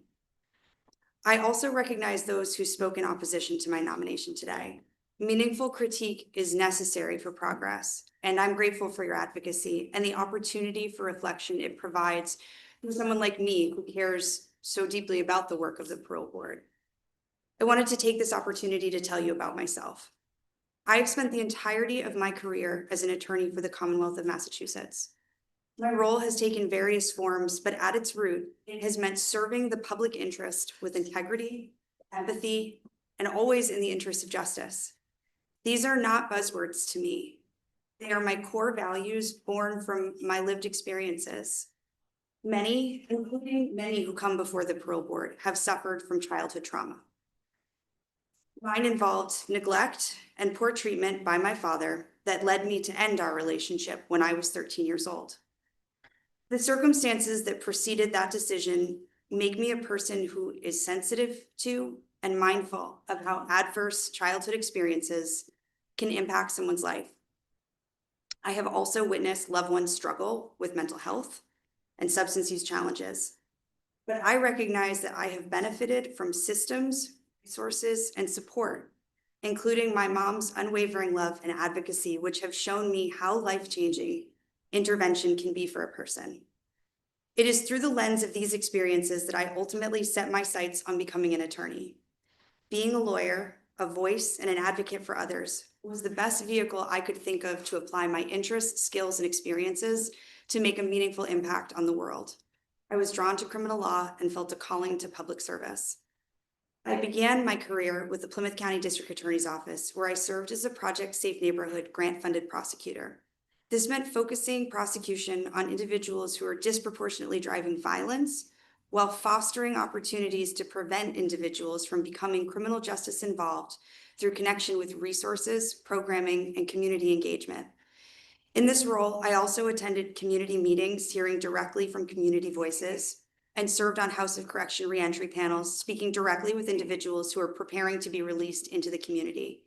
I worked with the Brockton District Court Drug Court, where I saw individuals struggling with substance use disorders in need of compassion and accountability be supported and go on to graduate at ceremonies that rarely left a dry eye in the courtroom, including my own. I also prosecuted domestic violence and sexual assault offenses. These cases were incredibly impactful. I still regularly think about the victims in these cases and the bravery they showed by coming forward to tell their stories. After 5 years, I joined the Attorney General's office, where I was responsible for supervising multi-jurisdiction investigations into major narcotics and firearm trafficking operations. I learned invaluable lessons about how to earn and maintain the respect of people who don't always agree, but we're committed to a common goal. I was also a part of the team who prosecuted and tried members of the Springfield Police Department who were alleged to have assaulted 4 men outside of the Nathan Bills bar and then engaged in a cover-up in a breach of public safety and public trust. After 3 years, I returned to the district attorney's office, this time in Bristol County. There, I continued to specialize in firearms, narcotics, and gang-related offenses, but also worked closely with the chief of the domestic violence unit to collaborate on cases that involved elements of both. Upon a colleague's appointment to the Superior Court bench, I took over his role with the Shannon Grant. I collaborated with community stakeholders to divert youthful offenders where appropriate from incarceration to community programming through probation instead. I met with community stakeholders, read to students at a school with the district attorney, and worked with defense attorneys to come up with dispositions that best serve the interests of public safeties and opportunities for a second chance. It is the culmination of these experiences that led me to the parole board, which in my view sits directly at the intersection of accountability and compassion. I started as an attorney for the board in 2023 and have been promoted twice to my current role as its deputy general counsel. I have represented the board in litigation, through policy work, and as its deputy compact administrator. I have worked closely with my colleagues throughout the agency to understand and best serve the interests of the board. I have attended numerous parole and reentry related trainings, including on how to conduct structured risk assessments. This training has particularly helped me serve in my capacity as a hearing examiner for the board, where I conduct release hearings at the House of Corrections and make a recommendation to a member of the board on whether parole should be granted. I have attended parole release hearings for life sentence individuals. I have seen the devastating and lasting impact that crime can have on victims and their families and have listened to the traumas and losses they have suffered. I have also seen individuals commit themselves to remarkable instances of personal growth and successful reentry, whose success stories demonstrate that a commitment to rehabilitation is compatible with a commitment to public safety. I have always been guided by my core values of integrity, compassion, and justice. I have spent the entirety of my career evaluating and seeking to answer the difficult questions that arise when trying to reconcile what is right. My experiences as a person, the training, skills, and experience I've developed as an attorney for the Commonwealth, and specifically the opportunities I've had as an attorney for the parole board, position me to be an asset as a member. If granted the opportunity, I would approach the role as I have all others over the course of my life, by rolling up my sleeves to do the hard work the job requires, by listening and learning, and by acting with integrity and empathy in the pursuit of justice. I recognize that the decisions we are asked to make change the course of people's lives, and if confirmed, I will treat those decisions with the weight and meaningful consideration that they deserve. Thank you for your consideration, and I welcome any questions that you may have. Thank you so much, Caitlin. We will start questions with the counselors, but we'll go a little bit out of order. We're going to start with Counselor Ferreira. Thank you. Thank you for having a lot of conversations with me, and thank you for your service. Service has been incredible. I don't know anyone with more knowledge of the parole board than you. Having served there for years in different capacities, it's incredible. Sometimes I'm accused of being a cop in the room because I was a cop for 30 years, but I haven't been one for 12 years, and I'm a criminal defense lawyer, personal injury lawyer. I represent lots of victims and people accused of crimes all the time. And I do listen to the people in my town, in my district. I represent 900,000 people. We all do. And never once has anyone come up to me and said, hey, I want you to put people on a parole board to let more people out of jail. I have never heard that in my 12 years that I've been here. I have heard people that read the newspapers when they go, oh my God, how could the parole board let that person out, let this person out, not notify the family members? Those are the things that I hear. I think that public safety has to be first. I think that victims need to be notified and heard. And I also want to point out that I have voted yes for every single pardon and commutation over the last 12 years. So I believe in second chances, I believe in rehabilitation, but I also believe in accountability. And I think you're going to make a fantastic member of the parole board. You would be the first and only prosecutor or law enforcement type, however you want to call it, on there. Like I said earlier, I think people mischaracterize people and label them saying that they're law enforcement. I was in law enforcement for 30 years. There's no one on the parole board that's in law enforcement. I can tell you that for a fact. I look forward to voting for you. I think you're gonna make a great member of the parole board. You're gonna be well and balanced. You people that deserve opportunities, you're gonna give them opportunities. The plethora of letters that we got for you on your behalf from a diverse group, the Massachusetts Parole Board Association. We got letters from Attorney Longo. We got letters from Victim Witness Advocate Superior Court. We got another Michael Bergeron. We got letters from Julie Bernard, who retired Justice of the District Court. She's the CEO of the Judicial Institute. She's a big fan of yours. We got letters from Paula Clifford, an Associate Justice on the District Court. Jason Gouda, who I know, who's a Second Amendment scholar and represents a lot of people in gun cases. The Bristol County Training Consortium, who I know, this Christian McCloskey personally, very good guy. The Massachusetts District Attorneys Association, the law offices of Alan McCarthy, Judith Lyons, former general counsel to the parole board, Attorney Amy McNamee. And I've got many phone calls about you, about how great you are, including from Mike Lennon the other day.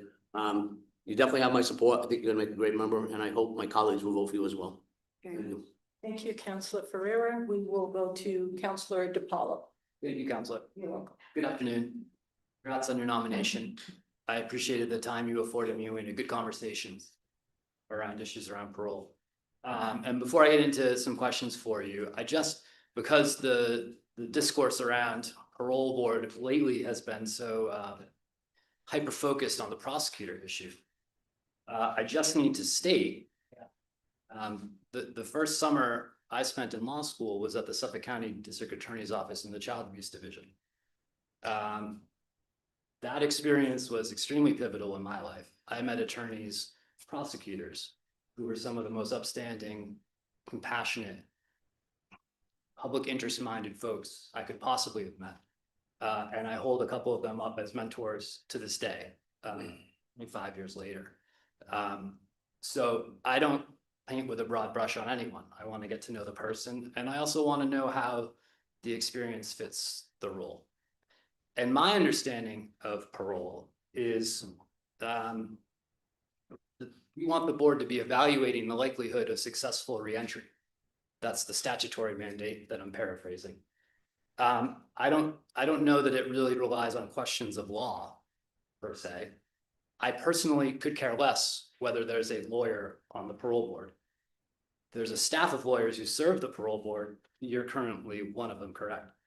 And I also want to say, I know there was a newsworthy event that happened in the midst of the last nomination. And that was a complicated case because there was overlapping issues with the criminal justice system with that individual. My understanding from the media reporting is that greater tragedy was averted because the parole officer was aware that the individual had relapsed and was a risk. And at the moment when the first gunshot was fired, there were already police departments looking and honing in on that individual. That's my understanding from news reports. So I want to thank the parole officers who were doing their job. That's what we want to have happen. In an alternative reality where someone is eligible for parole and the board chooses not to grant parole, the individual is still going to be released into our communities eventually. Without the advantage of parole, which is a supervised release, a transitional release, I find it really hard to believe that public safety is served when we deny parole, when in fact, granting parole gives us a chance to help support someone get on the right path and be a positive contributing member of society. So that's how I frame my thinking around parole. So I just wanted to start there. We had a really good conversation. One of the things we talked about was conditions that are placed on parolees. And we talked a little bit about technical violations and the difference between an automatic return if someone on parole violates one of their conditions versus graduated sanctions. And I wonder if you could speak to the difference there and the trajectory that you feel the board is moving in on that particular issue. Certainly, and thank you for raising all of these points and giving me an opportunity to speak to them. So with respect to your question about technical violations, I think that it's important just to note that what a technical violation is can cover a manner of things. So for example, a technical violation could include somebody who's absconding from parole and has had no contact with their parole officer. And, obviously that raises significant concerns with respect to their supervision. That would fall under the umbrella of a technical violation.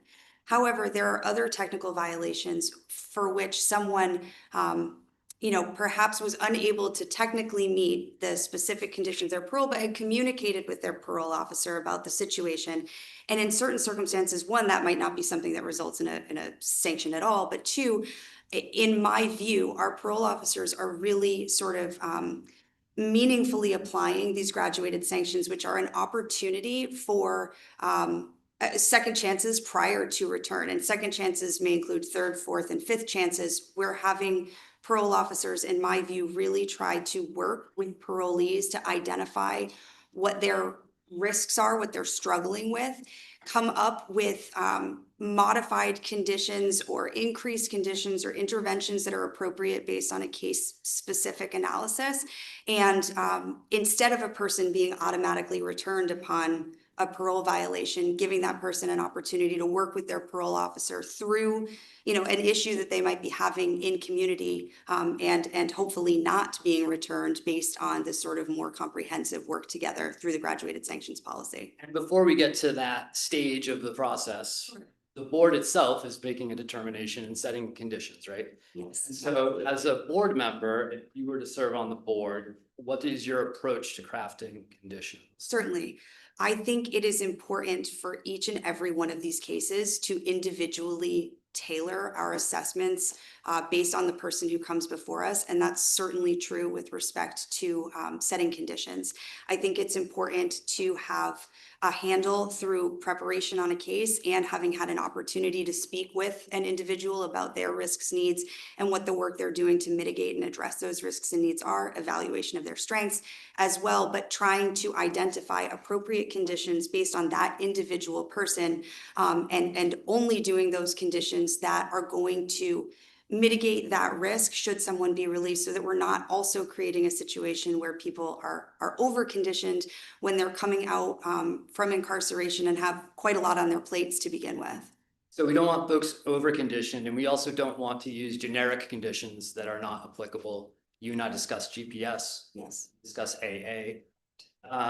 This is so important because when I was first elected to the council, the parole board looked very, very, very different. And parole board was an issue I campaigned on to my constituents and spoke a lot about. And I'm really proud of the way Governor Healy has molded the current board. I think they're doing an outstanding job. But at that time, when I was first elected, there was a lot of discussion around structural racism in our justice system. And, those discussions overlapped a lot with parole. And so the legislature at the time had a special commission on structural racism in the Massachusetts parole process. That was in 21. I remember sitting in on so this is overlapping with COVID. I remember sitting in and observing some of the Zoom meetings of this commission. In their final report, one of the emphases is on crafting individualized conditions that are going to be tailored to the individual, because we had created a system that was structurally racist. And at the time, again, I'm going back in time to about 21, Massachusetts, for all of its outstanding progress in criminal justice reform, still at that time had the highest Latino incarceration rate in the country and the 14th highest Black incarceration rate in the country. And those folks, maybe we're doing a better job, maybe we're not. I would love to have more data on that from the courts. It's been 5-6 years since the Gantt study on racism, racial disparities in criminal sentencing. But we may have made progress, but all the folks impacted by those policies are still incarcerated, and they're eligible for parole and coming before the board. So when I get a letter from the Criminal Justice Reform Caucus a week ago, signed by a lot of the leaders in the Black and Latino community in the legislature from gateway cities like Boston, Worcester, Leominster, Framingham, Somerville, Springfield, Lowell. Like, I need to take that seriously. That's an important conversation and that's an important constituency to listen to. So these are important conversations. This isn't frivolous. I applaud your commitment and others I've heard to ensuring that victims' voices are heard, and we had a little conversation about that as well. Do you think that victims are being heard by the current board? In my view, I think that the board is taking seriously the voices of victims. And I can say that I personally take very seriously the voices of victims. In my work as an attorney for the Commonwealth prior to joining the board, I have sat with victims. I have worked through cases with them and also the matters that they were working through in order to appear and testify in these cases. I think it's incredibly important that victims on these cases are given an opportunity to be seen, to be heard, to be recognized, and have their trauma acknowledged as it relates to the fact that they have a connection to the parole board and find themselves offering testimony relating to their trauma they've experienced. And as I shared with you, the life for hearings I've attended, I've found that victims are in fact given a voice and given an audience. And I've found the board to be very respectful in listening to them and asking questions where appropriate. That's been my experience. So I bring it up because I hate to hear criticism of the board as if the board is not doing the work that it's supposed to be doing, which of its many things includes listening to victims. Is there anything equivalent to like a victim advocate in the parole staff? Yes, we have a victim services unit Okay. that works very strongly, consistent with our statutory obligations, but much more than that, Yeah. to make sure that victims are appropriately identified, registered, and notified, been an opportunity to come and speak at cases at Life for Hearings.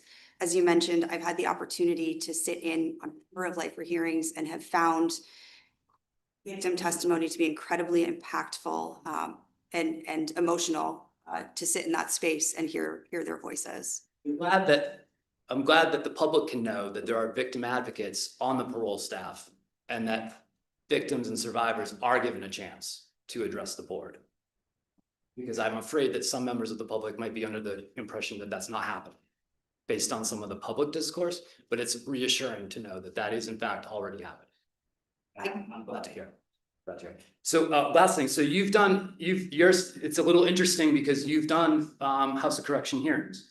And we heard that under the aegis of serving as a hearing examiner. Are you the only, how many lawyers are on the parole staff as counsel? There are 5 of us currently. And how many of the 5 act as hearing examiners? Just me. Just you, okay. And how many would you say you've done? You may have covered this in the statements, I apologize, but. Probably about 30 individuals hearings. Okay. And then you generate a recommendation to board members review it. What's that discourse like? Do they come back to you with questions? Do they kind of say, oh, this is enough, you know? They can come back to me Yeah. with questions. They review what it is that is my recommendation. And if they agree, then that becomes their vote, but they are adopting effectively the recommendation that I've made based on conducting the hearing. Do you know how often they've agreed or disagreed with you, or I guess it's the wrong terminology. But I don't have any sort of, I don't keep any specific statistics with respect to it, but it is my sense that they have agreed generally with the recommendations that I have made. That's going to be my last question. I want to thank you for sharing what you shared in your statement. It's very difficult to be in the seat you're in right now. And it's important that we have folks who are willing to be in that seat and face scrutiny, because being on the board is incredibly stressful. And again, I just want to emphasize to the board that we appreciate the work they are doing. We appreciate the incredible difficulty of the decisions they make. And I, for one, do not second guess the work they do in advancing the system that we have created and we should be damn proud of in Massachusetts, because for all the flaws we have, we're doing better than other places. So I just want to make sure we're not maligning the board or pretending that the board isn't listening to victims, because they are. Again, we had a great conversation. I appreciate your time. Council Civil, thank you so much. Thank you for your questions, Counselor DiPaolo. Counselor Ianella? Thank you very much. What do you say to these people? These people, you heard them loud and clear. They're emotional, they spoke well. It's not, it's really not against you. They don't think if you're on the parole board, they're gonna get up a big shake. I see their point. I mean, they'd rather go in front of you, a prosecutor, or would they rather go on someone with a social science background? I bet they always say, not a prosecutor. You know, you heard public safety, no question, it's so important. But think of these stories today. A couple of people spoke, they were in prison a long time. And maybe I didn't hear it right, but they got exonerated, is that right? So they were in prison a long time. And they got screwed. What do you say to those people? Well, I know you weren't on the parole board, but just as a human being, I mean, I'm here, like, are you kidding me? What do you say to those people? first, I would again recognize and appreciate their testimony and coming to speak and tell their stories here today. I think it's important to hear those stories and be mindful of them. I appreciate the advocacy and the reflection it provides for all of us in this room. I would say that appreciating the characterization of my career as a prosecutor, that I joined the DA's office as a call to public service, that my role at each of the DA's offices that I've served at, as well as the Attorney General's office, but specifically the DA's offices, were a little bit unique in that I spent a lot of time working as a grant-funded community prosecutor. And what that really means is thinking about community safety and trying to do that from a holistic perspective. So prosecution being a piece of it, of course, but also intervention, prevention, reentry. I've served on reentry panels, and I have worked with community members, organizations. I have sat in community meetings and listened to the voices of communities who were talking about the ways in which, violence was affecting their communities and seeking a response and an opportunity to be heard from law enforcement and the offices that I've worked at. I would also highlight that while I did serve as a prosecutor, I have also worked at the parole board for the last nearly 3 years, and that it is not an accident that I chose to go work at the parole board, because I view accountability and compassion as core values of mine. I see the parole board as sitting at the intersection of those values. They have driven my life personally and professionally. They've affected the reason I chose Brandeis University, a school that's dedicated and committed to social justice, the reason I sought out opportunities to work as a community prosecutor, because it's important to me to understand the holistic role in which a prosecutor serves in a community. It was reasons why I volunteered to work with the drug court, where I got to see firsthand individuals really working hard to combat really significant substance use disorders and be incredibly successful and proud of their successes. And so, again, I would highlight the work that I've done at the board, which includes not just the hearings that I've done, but I've done a significant number of reentry related trainings as well. I've sat through 2 different trainings that were put on by UMass Chan's Law and Psychiatry on structured risk assessments. I've attended the Recovery Court conference and all of the trainings and seminars that are offered there. I have attended courses or trainings with respect to restorative justice put on by the Department of Corrections Victim Service Unit. I have attended trainings. Sure. It's getting late. Okay. Understood. With all due respect, you really didn't answer my question. Put the parole thing aside. Just a human being. I'm thinking to myself, I'm sitting here. We've heard stories where these people were, you're not applying for parole, okay? You forget about all your their experience just as a human being. I hear these stories, 33 years in jail.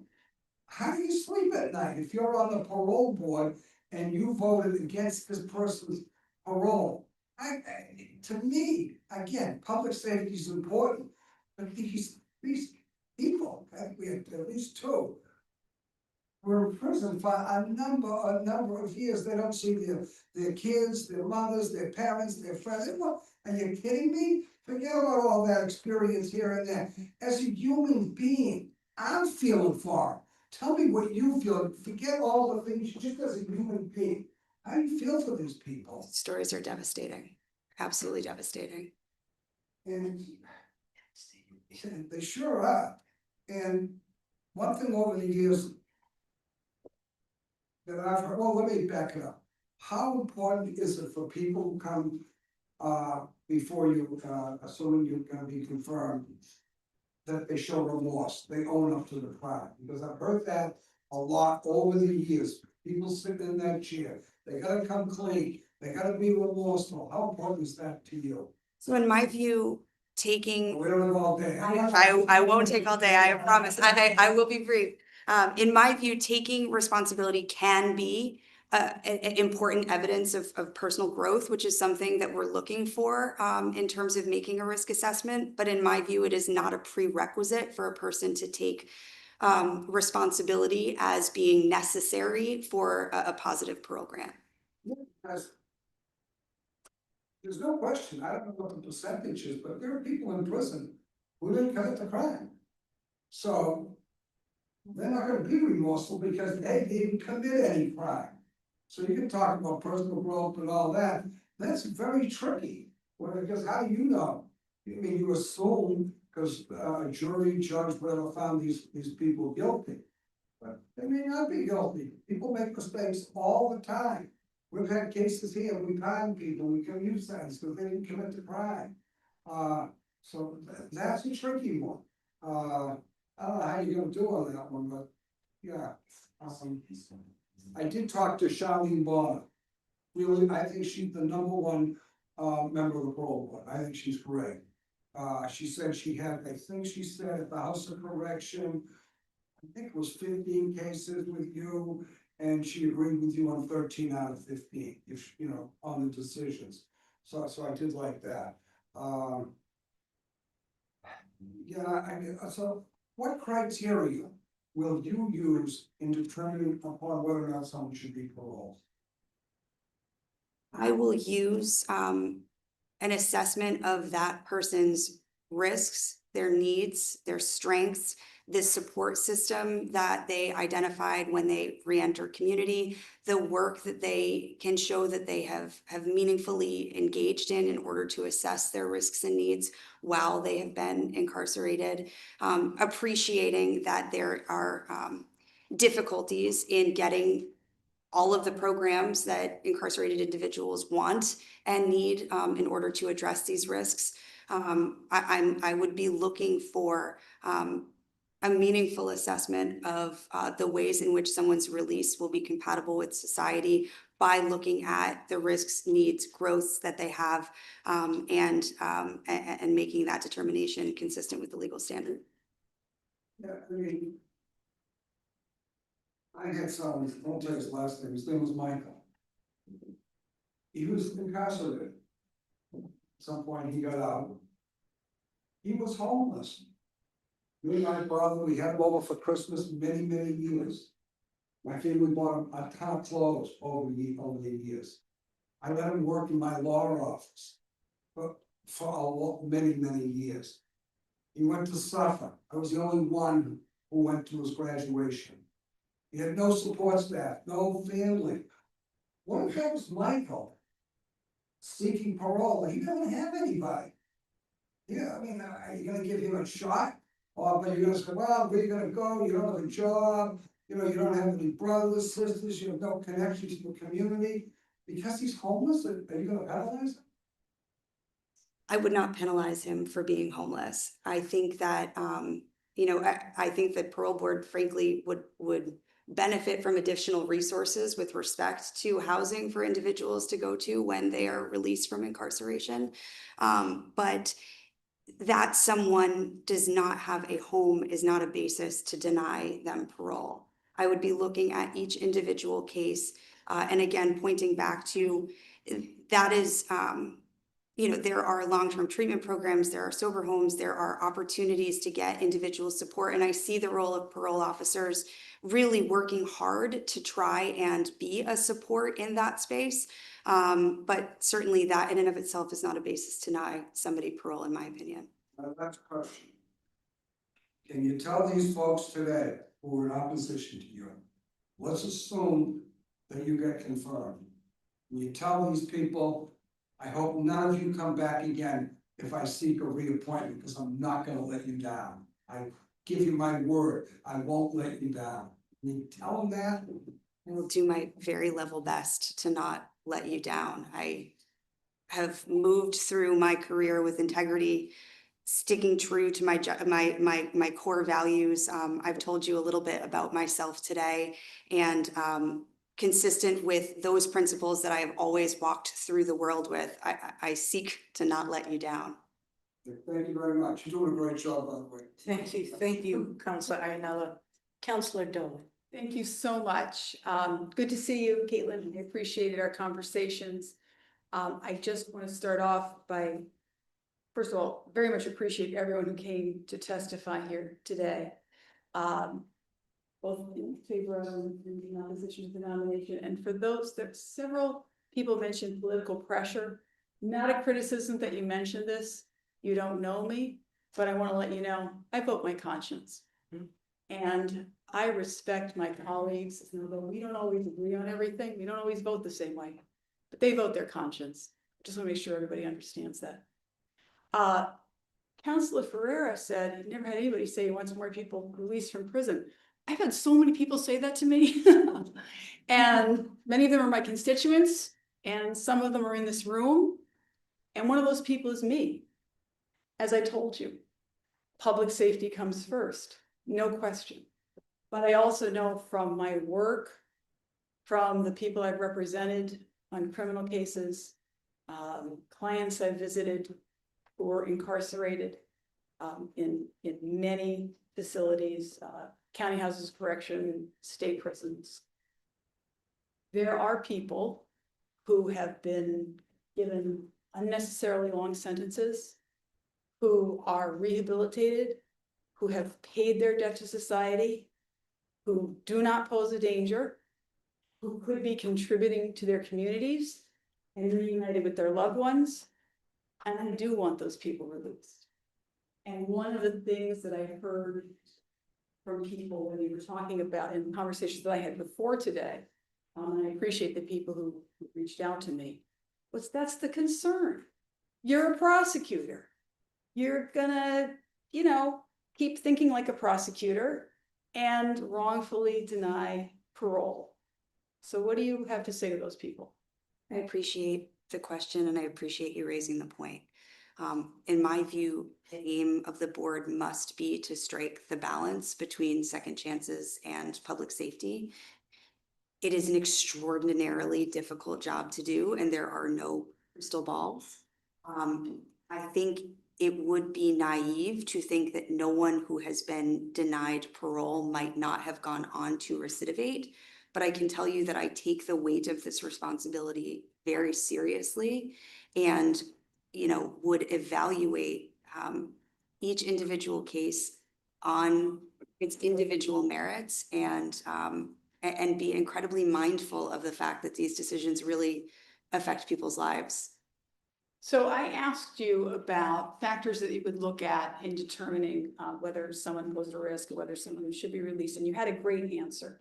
Can you tell us about the criteria that you look at and how you make those decisions? Sure. So I'm looking at a number of different factors, but again, sort of really centered around this structured risk assessment training that I've done in preparation to conduct hearings at the House of Corrections.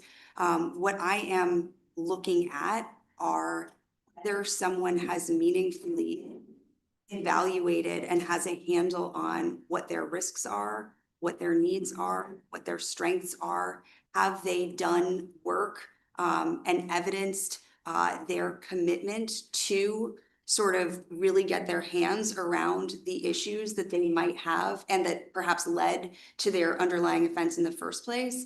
And, evaluate whether there's been growth from that place such that they are in a position to safely reenter and meaningfully, successfully reenter society.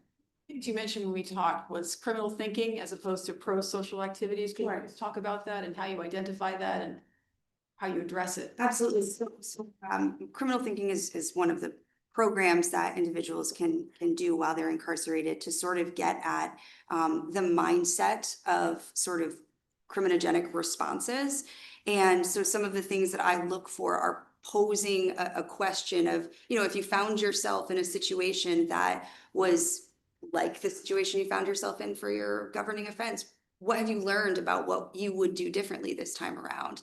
And I think it provides a really meaningful opportunity to evaluate, whether that person has really thought about what's going on with them and what they need to address and be mindful of as they're looking to reenter. Olivia Dubois, who I think is sitting right behind, did me the honor and privilege of putting together a group to meet with me on Zoom yesterday to talk about their concerns. And one of the people, her name was Clementina Cherry, who's the chaplain of the Louis B. Brown Peace Institute. And someone read a letter from her that was wonderful. One of the issues that she raised in our discussion yesterday was, what will you do as a parole board member to work with parole victim services to make sure families are part of the process, not just sent a letter? And when she was talking about families, she meant not just families of people applying for parole, but families of victims. She feels that there is not enough engagement between the parole board and parole victim services to serve the families in a way that's best for everyone long-term. So as I mentioned, we do have a victim services unit who makes every effort to engage with victims, to identify, to register victims, and to notify them of upcoming parole-related matters. I recognize that victims who are coming into contact with the parole board have suffered extreme trauma, and particularly in the context of the Mattis case, that there is a re-traumatization in and of itself of having to find themselves in contact with the parole board again. And then, I can imagine, I can't imagine how re-traumatizing once again it might be to not have received notice or meaningful involvement under those circumstances. And so I certainly hear that concern. I think it's important that we are giving space for victims to be heard, and mindful of the fact that our victim services unit does work very, very hard to make sure that victims' voices are heard. I think, of course, it is necessary and appropriate for victims to have a space to be able to share their voices and be heard by the parole board, given the traumas that they've suffered.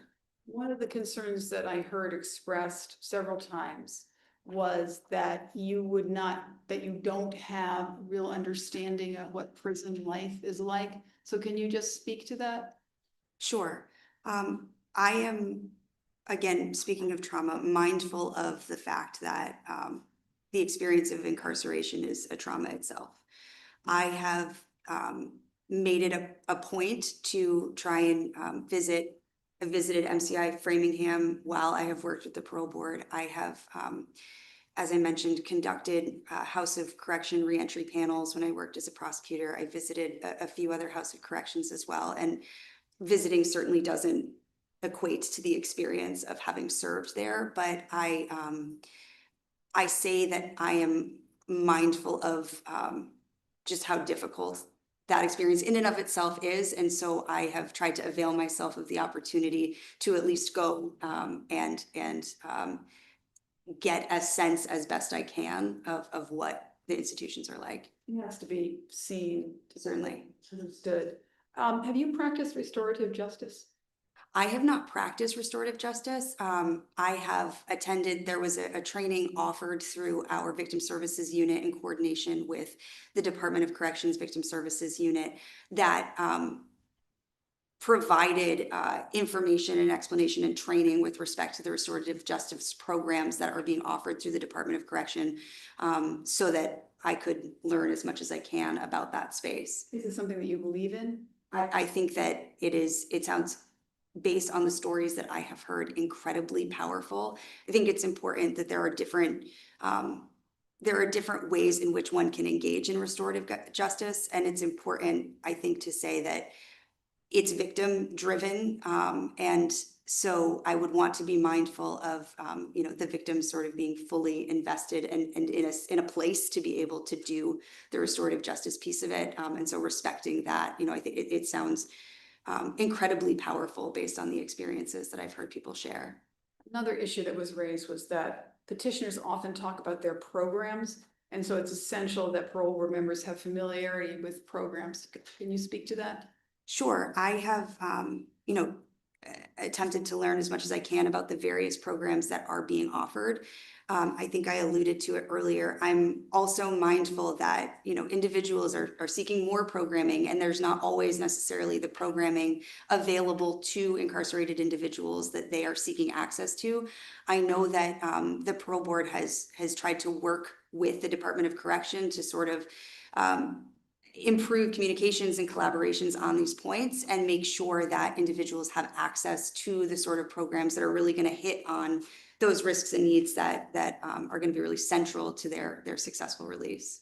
We've heard that you have participated in parole board hearings at houses of correction. I understand that they were virtual because those are just the rules. That was not your choice. Without giving any identifying information, can you give us examples of folks that you recommended parole for, why, and folks that you recommended not be paroled and why? Sure, without, of course, providing identifying information. With respect to a decision where I recommended release, I recall an individual who had significant substance use issues. He was very forthcoming with respect to that being the major risk for him, his major need area. His board of probation record reflected offenses consistent with a long history of significant substance use, not just drug use related offenses, but also theft, property offenses as well. And in this particular individual's case, I recall that he had been sentenced on a violation of probation, but on this occasion, he had turned himself in, which was something that was, he recognized he had hit a place where he didn't want to be, and he needed to take a measure of accountability for the fact that he'd violated probation and he had turned himself in, and that in coordination with the work that he had been doing while he was incarcerated to sort of get back to basics, to do the work, to do the program, and really meaningfully reinvest himself in his sobriety journey. Again, based on a consideration of all of his factors before me, he was someone that I made a recommendation to release. In contrast, someone I recall making a recommendation to deny was an individual who the facts of his offense included violence, and when asked about the facts of his offense, he was sort of unable to meaningfully grapple with the behavior that a loved one, and not an intimate partner, but a loved one had described him having engaged in and causing a great deal of fear. When I also asked about, a 2-year 209A, a restraining order, when I asked about the circumstances of a domestic violence incident, there was no sort of meaningful details that he could provide me with respect to those offenses, and seemed to sort of really distance himself in a way that the information that we had about the offenses and about what the victims on that offense had reported just simply did not match up. And so I had concerns about his likelihood for committing similar offenses should he be released. Thank you so much. I don't want to take too much longer, just a couple more questions. Have you attended lifer hearings? Yes. Tell me about them. I've attended a number of lifer hearings and I find them to be incredibly impactful. I think there's something really important about being in the room. The emotional feelings are visceral from both the individuals who are there in support of incarcerated individuals as well as people who are there in support of the victims. And I have frankly become emotional at almost every single one of them because there is so much frankly pain that these people who are there sitting and discussing and listening to are the subject of those hearings. Thank you. How much work have you done with people with trauma? I would say that my entire career as an attorney for the Commonwealth has involved work with people with trauma. I don't hold myself out to be a person who has particularized training in those spaces, but I have sat with people over the course of my career in every single role that I have had that have suffered significant trauma. And I have sought to be an advocate and a voice and a lens through which they have been able to pursue, you know, in my roles as a prosecutor, pursue justice as a result of that trauma. Last, I just want to thank you when you're sharing your personal story by talking about parental neglect. Few people talk about it, and as a result, very few understand how impactful it is. And I appreciate your being willing to do that. Thank you. No further questions. Thank you, Counselor Dolan. I'm going to ask Counselor Ziegler to ask some questions. Thank you, Counselor. Congratulations on your nomination. Caitlin, thank you so much for taking the time to meet with me and allow me to ask about just your background and why the parole board and just get a deeper sense for your philosophy. And so just kind of picking back up on our conversation, I do have a number of questions for you for today. So what do you believe is the primary purpose for the parole board in Massachusetts? I think the purpose of the parole board is to, you know, it is the job of the parole board to assess whether or not someone's risks and needs have been meaningfully identified such that they can be compatibly released with the welfare of public safety and society. You speak a great deal about your training, your background in risk assessment, and how you use that knowledge to identify whether someone's qualified for parole or eligible, I should say, for parole. What factors do you feel would make someone successful upon release? So I think that it's going to depend on each individual person and their individualized risks and needs. But what I would say is that an individual's sort of willingness to meaningfully engage and grapple with those things that have contributed to their underlying offenses are the things that we should be most mindful of and are most likely to evidence that a person is ready for release. I think that we should look to their strengths. We should look to, you know, their community supports can be incredibly important, but certainly not dispositive. But just sort of an individual's meaningful engagement in their risk and need areas, their attempts to address them through the programming and education that's available to them in an effort to ameliorate any risk of recidivism. What has been your experience and involvement with home plans and essentially connecting persons who've been paroled with resources that would support successful reentry? So in my role as a hearing examiner, certainly I'm evaluating sort of the opportunities that an individual has to reenter into to include home plans.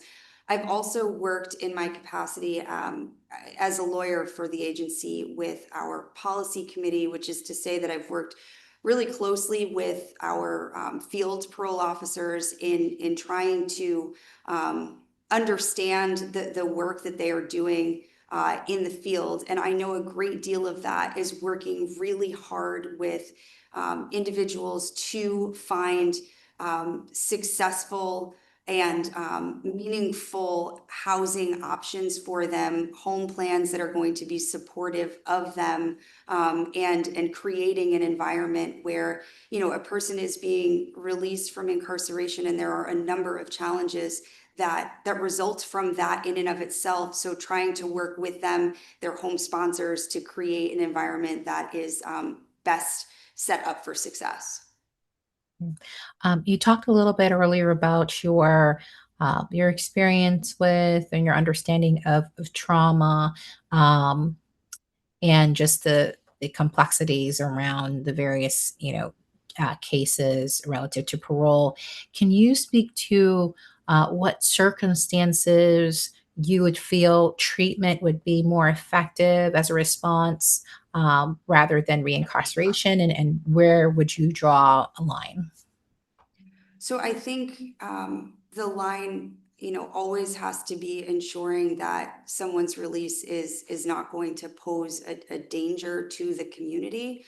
But it is my view that investment in rehabilitation is compatible with those public safety goals, that the more we invest on the front end, our resources and our attention into successful opportunities, or I should say opportunities for successful rehabilitation, the less likely we're going to see recidivism on the other side of things.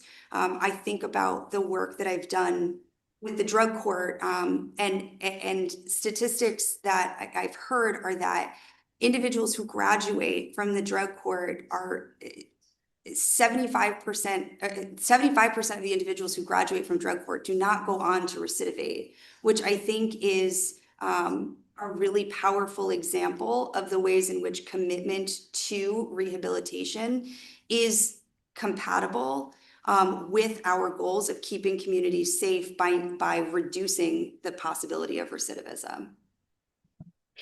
There have been, studies and papers that talk about, implicit bias and instances of racism within criminal justice. Uh, how would you recognize that and mitigate that within the parole decision making process? What sort of safeguards would you? So, second part of the question would be, what sort of safeguards would you put in place to ensure that that does not impede fairness? Sure. At one of the trainings that I attended recently, we had a conversation about how there is research and data supporting what many people know from their lived experience, that communities of color are experiencing over policing as compared to their white counterparts, and that individuals within those communities are more likely to be arrested, convicted, and more likely to serve longer sentences. And so with that in mind, it's important to review someone's criminal history within the context of communities that are more subject to be over policing, and not draw inferences from the nature of those boards of probation records that would further contribute to a disparate impact on the individuals that come before the parole board. I've also read in Daniel Medved's book Barred that innocent Black men are 7 times more likely than innocent white men to be wrongfully convicted.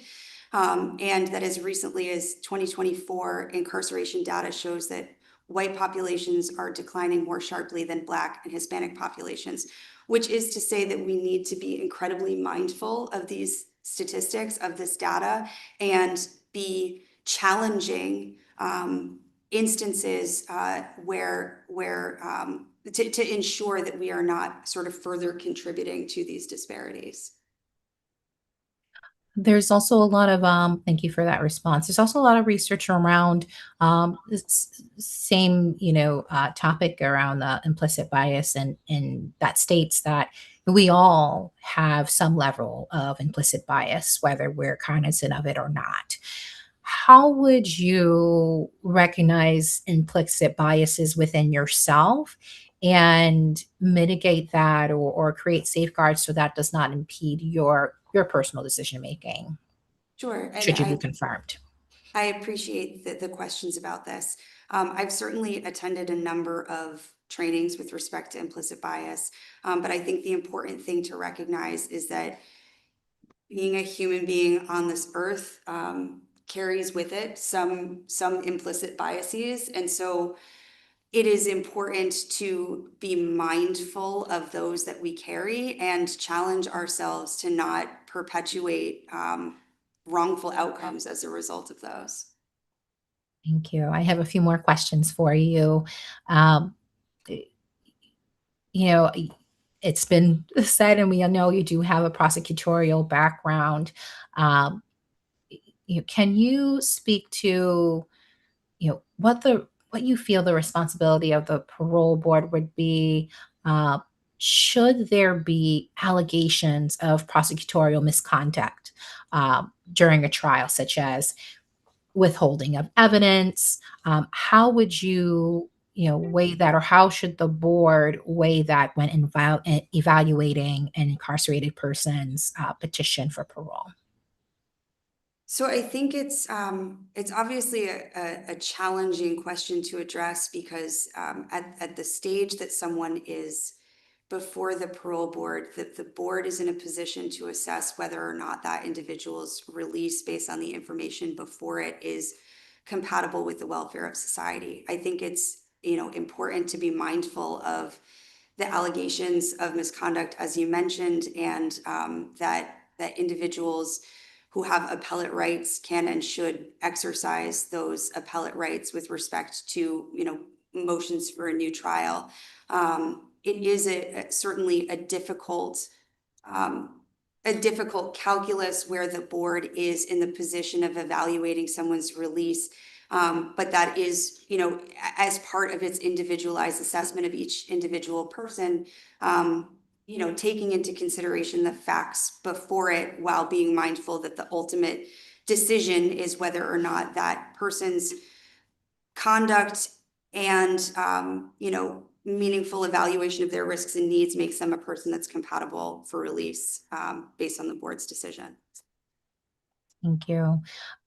There's been a lot of conversation around, the Madison and the Dichenko hearings and cases, and what we've learned from them around adolescent and emerging adult brain development. Can you speak to your familiarity with those cases and how that would factor into parole decisions? Certainly. So I think Mattis really sort of gave us the scientific sites for what we sort of know to be true about teenagers. They're impulsive, they make risky decisions, and they're especially subject to peer pressure. And that the neuroplasticity of their brains means that someone who someone is at 17 doesn't necessarily represent the version of the person that they would be at 37, for example.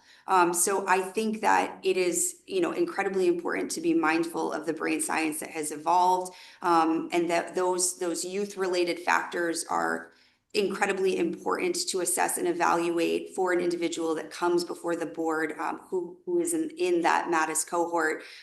And also, continuing to take into consideration all of the other factors that the board must assess in making an evaluation of somebody's suitability for release. Thank you. And my last question for you is, um, there's been a lot of conversation both in favor of and in opposition of your your background, not you as a person per se, but just your background. Can you answer, why should the public have confidence in your professional background and your ability to evaluate rehabilitation, trauma, reentry planning, behavioral change, and community safety? Sure, and thank you again for the opportunity to speak on this. What I would say is that I came to the parole board for a reason. I sought out the opportunity to work for the board in its legal counsel unit because I believe in its mission of fostering individuals' successful rehabilitation and reintegration into the community in a way that is compatible with public safety. I have considerable experience, and I think that my work as an attorney for the Commonwealth lends itself to being an asset. Should I be confirmed, I would tell you all that I have meaningful experience in preparing and reviewing complex and voluminous information, and distilling it down to make charging recommendations, sentencing recommendations, making decisions or recommendations about decisions based on my review of significant amounts of information that touch on all of these areas that are of incredible importance to the parole board. I have worked with victims, as I've mentioned, and I would also, again, point to the work, not just that I did when I was a prosecutor, but also the work that I have done as a member of the parole board's legal unit, the work that I'm doing as a hearing examiner, the work that I have done to really understand the agency from the ground up perspective by the work I do on the policy committee, making relationships with certainly other members of the board, but also relationships with individuals throughout the agency who, I have the ability to go to and say, this is a complicated or tricky question, and I already have the opportunity to speak to that person as an existing colleague to learn from them what I need to learn more of in order to be successful for this job. So I would say that my experience to date has made me qualified for this role, and that my experience currently with the board allows me to hit the ground running should you all confirm my nomination. Thank you. I appreciate that. And again, thank you for taking the time to answer my questions. I know we had a lengthy conversation prior to today. And I just wanted to say thank you. That's all I have for today. Thank you, Counselor Ziegler. Thank you for your patience, and I hope you have speedy recovery. Also, we will save the best for last. We have Counselor Jacobs with some few questions. Very few questions at this point, because literally as it went around the room, so much of what I was going to ask you has been asked, not necessarily answered in ways that landed with me. I don't necessarily want to retread it, no, but I got far more when we sat down one-on-one than today in the answers that you've given. I do have a question. Are you reading responses right now? Do you have a script? I have no, I'm just watching you and your eyes are tracking while you're talking in a way that looks. I can actually testify to the, what's on the, she's not. Okay, just wondering. Okay, no, I appreciate that. I just wanted to know because I watching you and it just looked that way to me. So we talked a lot about a lot of things, and today a lot of questions have been asked that mirrored the conversations that we've had. But listening to some of your answers, I wrote down some quotes. I'm not going to quote you because they're quotes, but I don't write fast enough to catch up, so they're paraphrased quotes anyway. But undergrad, you were sociology was one of your majors. For me, undergrad psychology was one of my majors. I can appreciate the benefits of training. I think training is a very important, professional development is a very important thing. But to use an analogy of someone who's a history major and takes a criminal class undergrad versus someone with a law degree, I think you'd agree they are not equivalent levels of qualification for practicing law. You wouldn't want to have somebody show up and represent you who's like, well, despite my bachelor's in history, I did take philosophy of law 101 or something. And similarly for psychology, right? So it's like, I have an undergrad degree in psychology. I would never put out a shingle to practice clinical psychology in any way. And all of that is leading to, there's a lot I like about you. It's a lot I like about your values and how you think about things and the career that you've had and the way in which you've, even within the conflict, we've heard about prosecutor a whole lot today, but even in the prosecutor role, we talked about the Shannon Grant, we talked about community work you were doing around diversion with youth at risk and identifying ways. There's a lot of positives to be said about the work that you've been doing, and the reasons that you were interested in doing that work.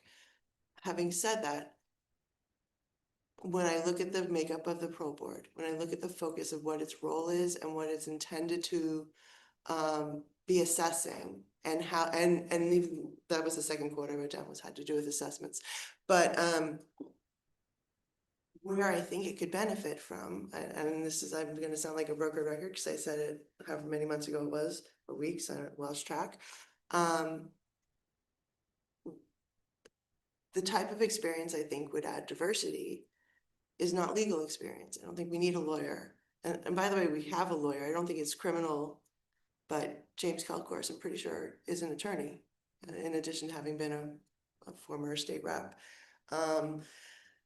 But we could benefit from someone with clinical psychology experience, deep reentry experience, rehabilitative experience, a social work framework, a psychology framework. The list goes on, just in terms of, you know, what we don't have and the diversity that I'd like to see. I know there are risk assessment tools, software that spits out a number that the parole board has and uses, and I am led to understand, although things may have changed since last I asked, that the DOC also has a risk assessment tool, a software that spits out a number, and they are different tools that don't necessarily agree. That was the case at least 3 years ago when last I dove in on this. I don't know if it's still true. I wouldn't want to speak to the DOC's, but I think that they are different, but I don't want to speak with any specificity to what the DOC has. I think it's important to talk about the DOC and the parole board and the lack of full communication there, because I mean, the work is highly connected, right? So you have people who are in DOC's custody or House of Correction custody who are coming for parole evaluations, and the tools that are being used on one side versus the other, when they don't agree, it raises questions about the why. But also, when there's not alignment in terms of what the parole board is going to be looking for in terms of release, and what either the House of Corrections or DOC is doing in terms of their own assessment at intake and the arc towards reentry and the offerings of programming, education, mental health, substance use, health, you know, all the things. When there's not communication there, and just to back up, I don't claim to have watched a million hearings, but I've gone to a number of lifer hearings to observe. And time after time, the board is upset or expresses dissatisfaction that the person that is you know, presenting their case hasn't done X, Y, Z. And the answers are always different because it's very individual, very unique. But sometimes the thing the board is looking for is not offered at the institution the person is incarcerated at. Why didn't you do restorative justice? There isn't a restorative justice program at the prison that I'm at. I think I told you about the story of the lifer hearing that I observed, where the person had been incarcerated for 40 plus years. The initial offense, they spent a lot of time talking about the initial offense, happened while he was young, but also under the influence to a degree he really didn't remember the incident. So he had not been consistent ever about it because he really didn't remember about it. Added to that, he had failed programming after programming after programming because he was illiterate, like fully illiterate, couldn't read or write, had not been assessed in terms of his learning disability. First, English was a second language. Also turns out learning disabilities that weren't assessed until really recently. So 12 times he failed a thing, and the board asked repeatedly why, and the answer was, well, I can't read or write. So, I failed it the first time. Took it a second time, and 12 times failed it for the same reason. All of that to say that, to me, it signals the need for people who do have the kind of background to understand the level of nuance, have the training and the education to be. A lot of what you said, it sparks for me. Be individualized, assess the risk, assess the work that's been done, assess the symptomology that led to the initial outcome and how much transformation has happened to assess whether there's a safety in re-entering. I'm not getting a solid from you. I heard all that you said and it was a lot. It doesn't land in that you bring that experience. Very much, you bring in the legal framework rather than the psychological framework. I'll answer that. And literally every single question I was going to ask has been asked. And I have a lot of thinking to do, but I just want to leave it with, I do very much appreciate so much of what you do offer. And then I'm just not thinking about what, where the areas that are lacking that I'd like to see. Thank you, Councillor Jacobs. Like I stated, we saved the best for last. Caitlin, congratulations on your nomination. I just wanted to say to everyone else who came in favor or against your nomination, thank you for taking the time out of your schedule to speak with us, counselors, and letting us know how you feel, because it wouldn't be a balanced criminal justice system if we didn't get your opinion. We also want to thank Honorable Asha White, Massachusetts Parole Officers Association, Honorable Paula Clifford, Honorable Julie Bernard, all in favor of your nomination. And I know there was a lot that was stated today, and I want to reassure everyone that each counselors will make their own decision about this nomination. But for me, I am working for the District 2, the constituents. I also understand the role of a prosecutor, but I also understand the role of a parole board member. We cannot say once a prosecutor is always a prosecutor. I don't believe that, because once a criminal is not always a criminal. I truly believe in restorative justice, but I also believe that victims need an opportunity to have someone to advocate on their behalf. And I think we really need to come together as people to understand that we cannot put a narrative out there that is not what it seems to be. We need to give people an opportunity to explain their experience. We need to allow people to explain the work that they have done throughout their career. And I think that we would not be where we are now if we didn't give people the opportunity to come forward and to be good citizens and servants in order to make our community better and safe. So again, I appreciate everyone who came out to share their opinion, to share their testimony. You are valued, your voice is valued, and it is now 3:40. And I appreciate everyone in their time. This hearing has been adjourned.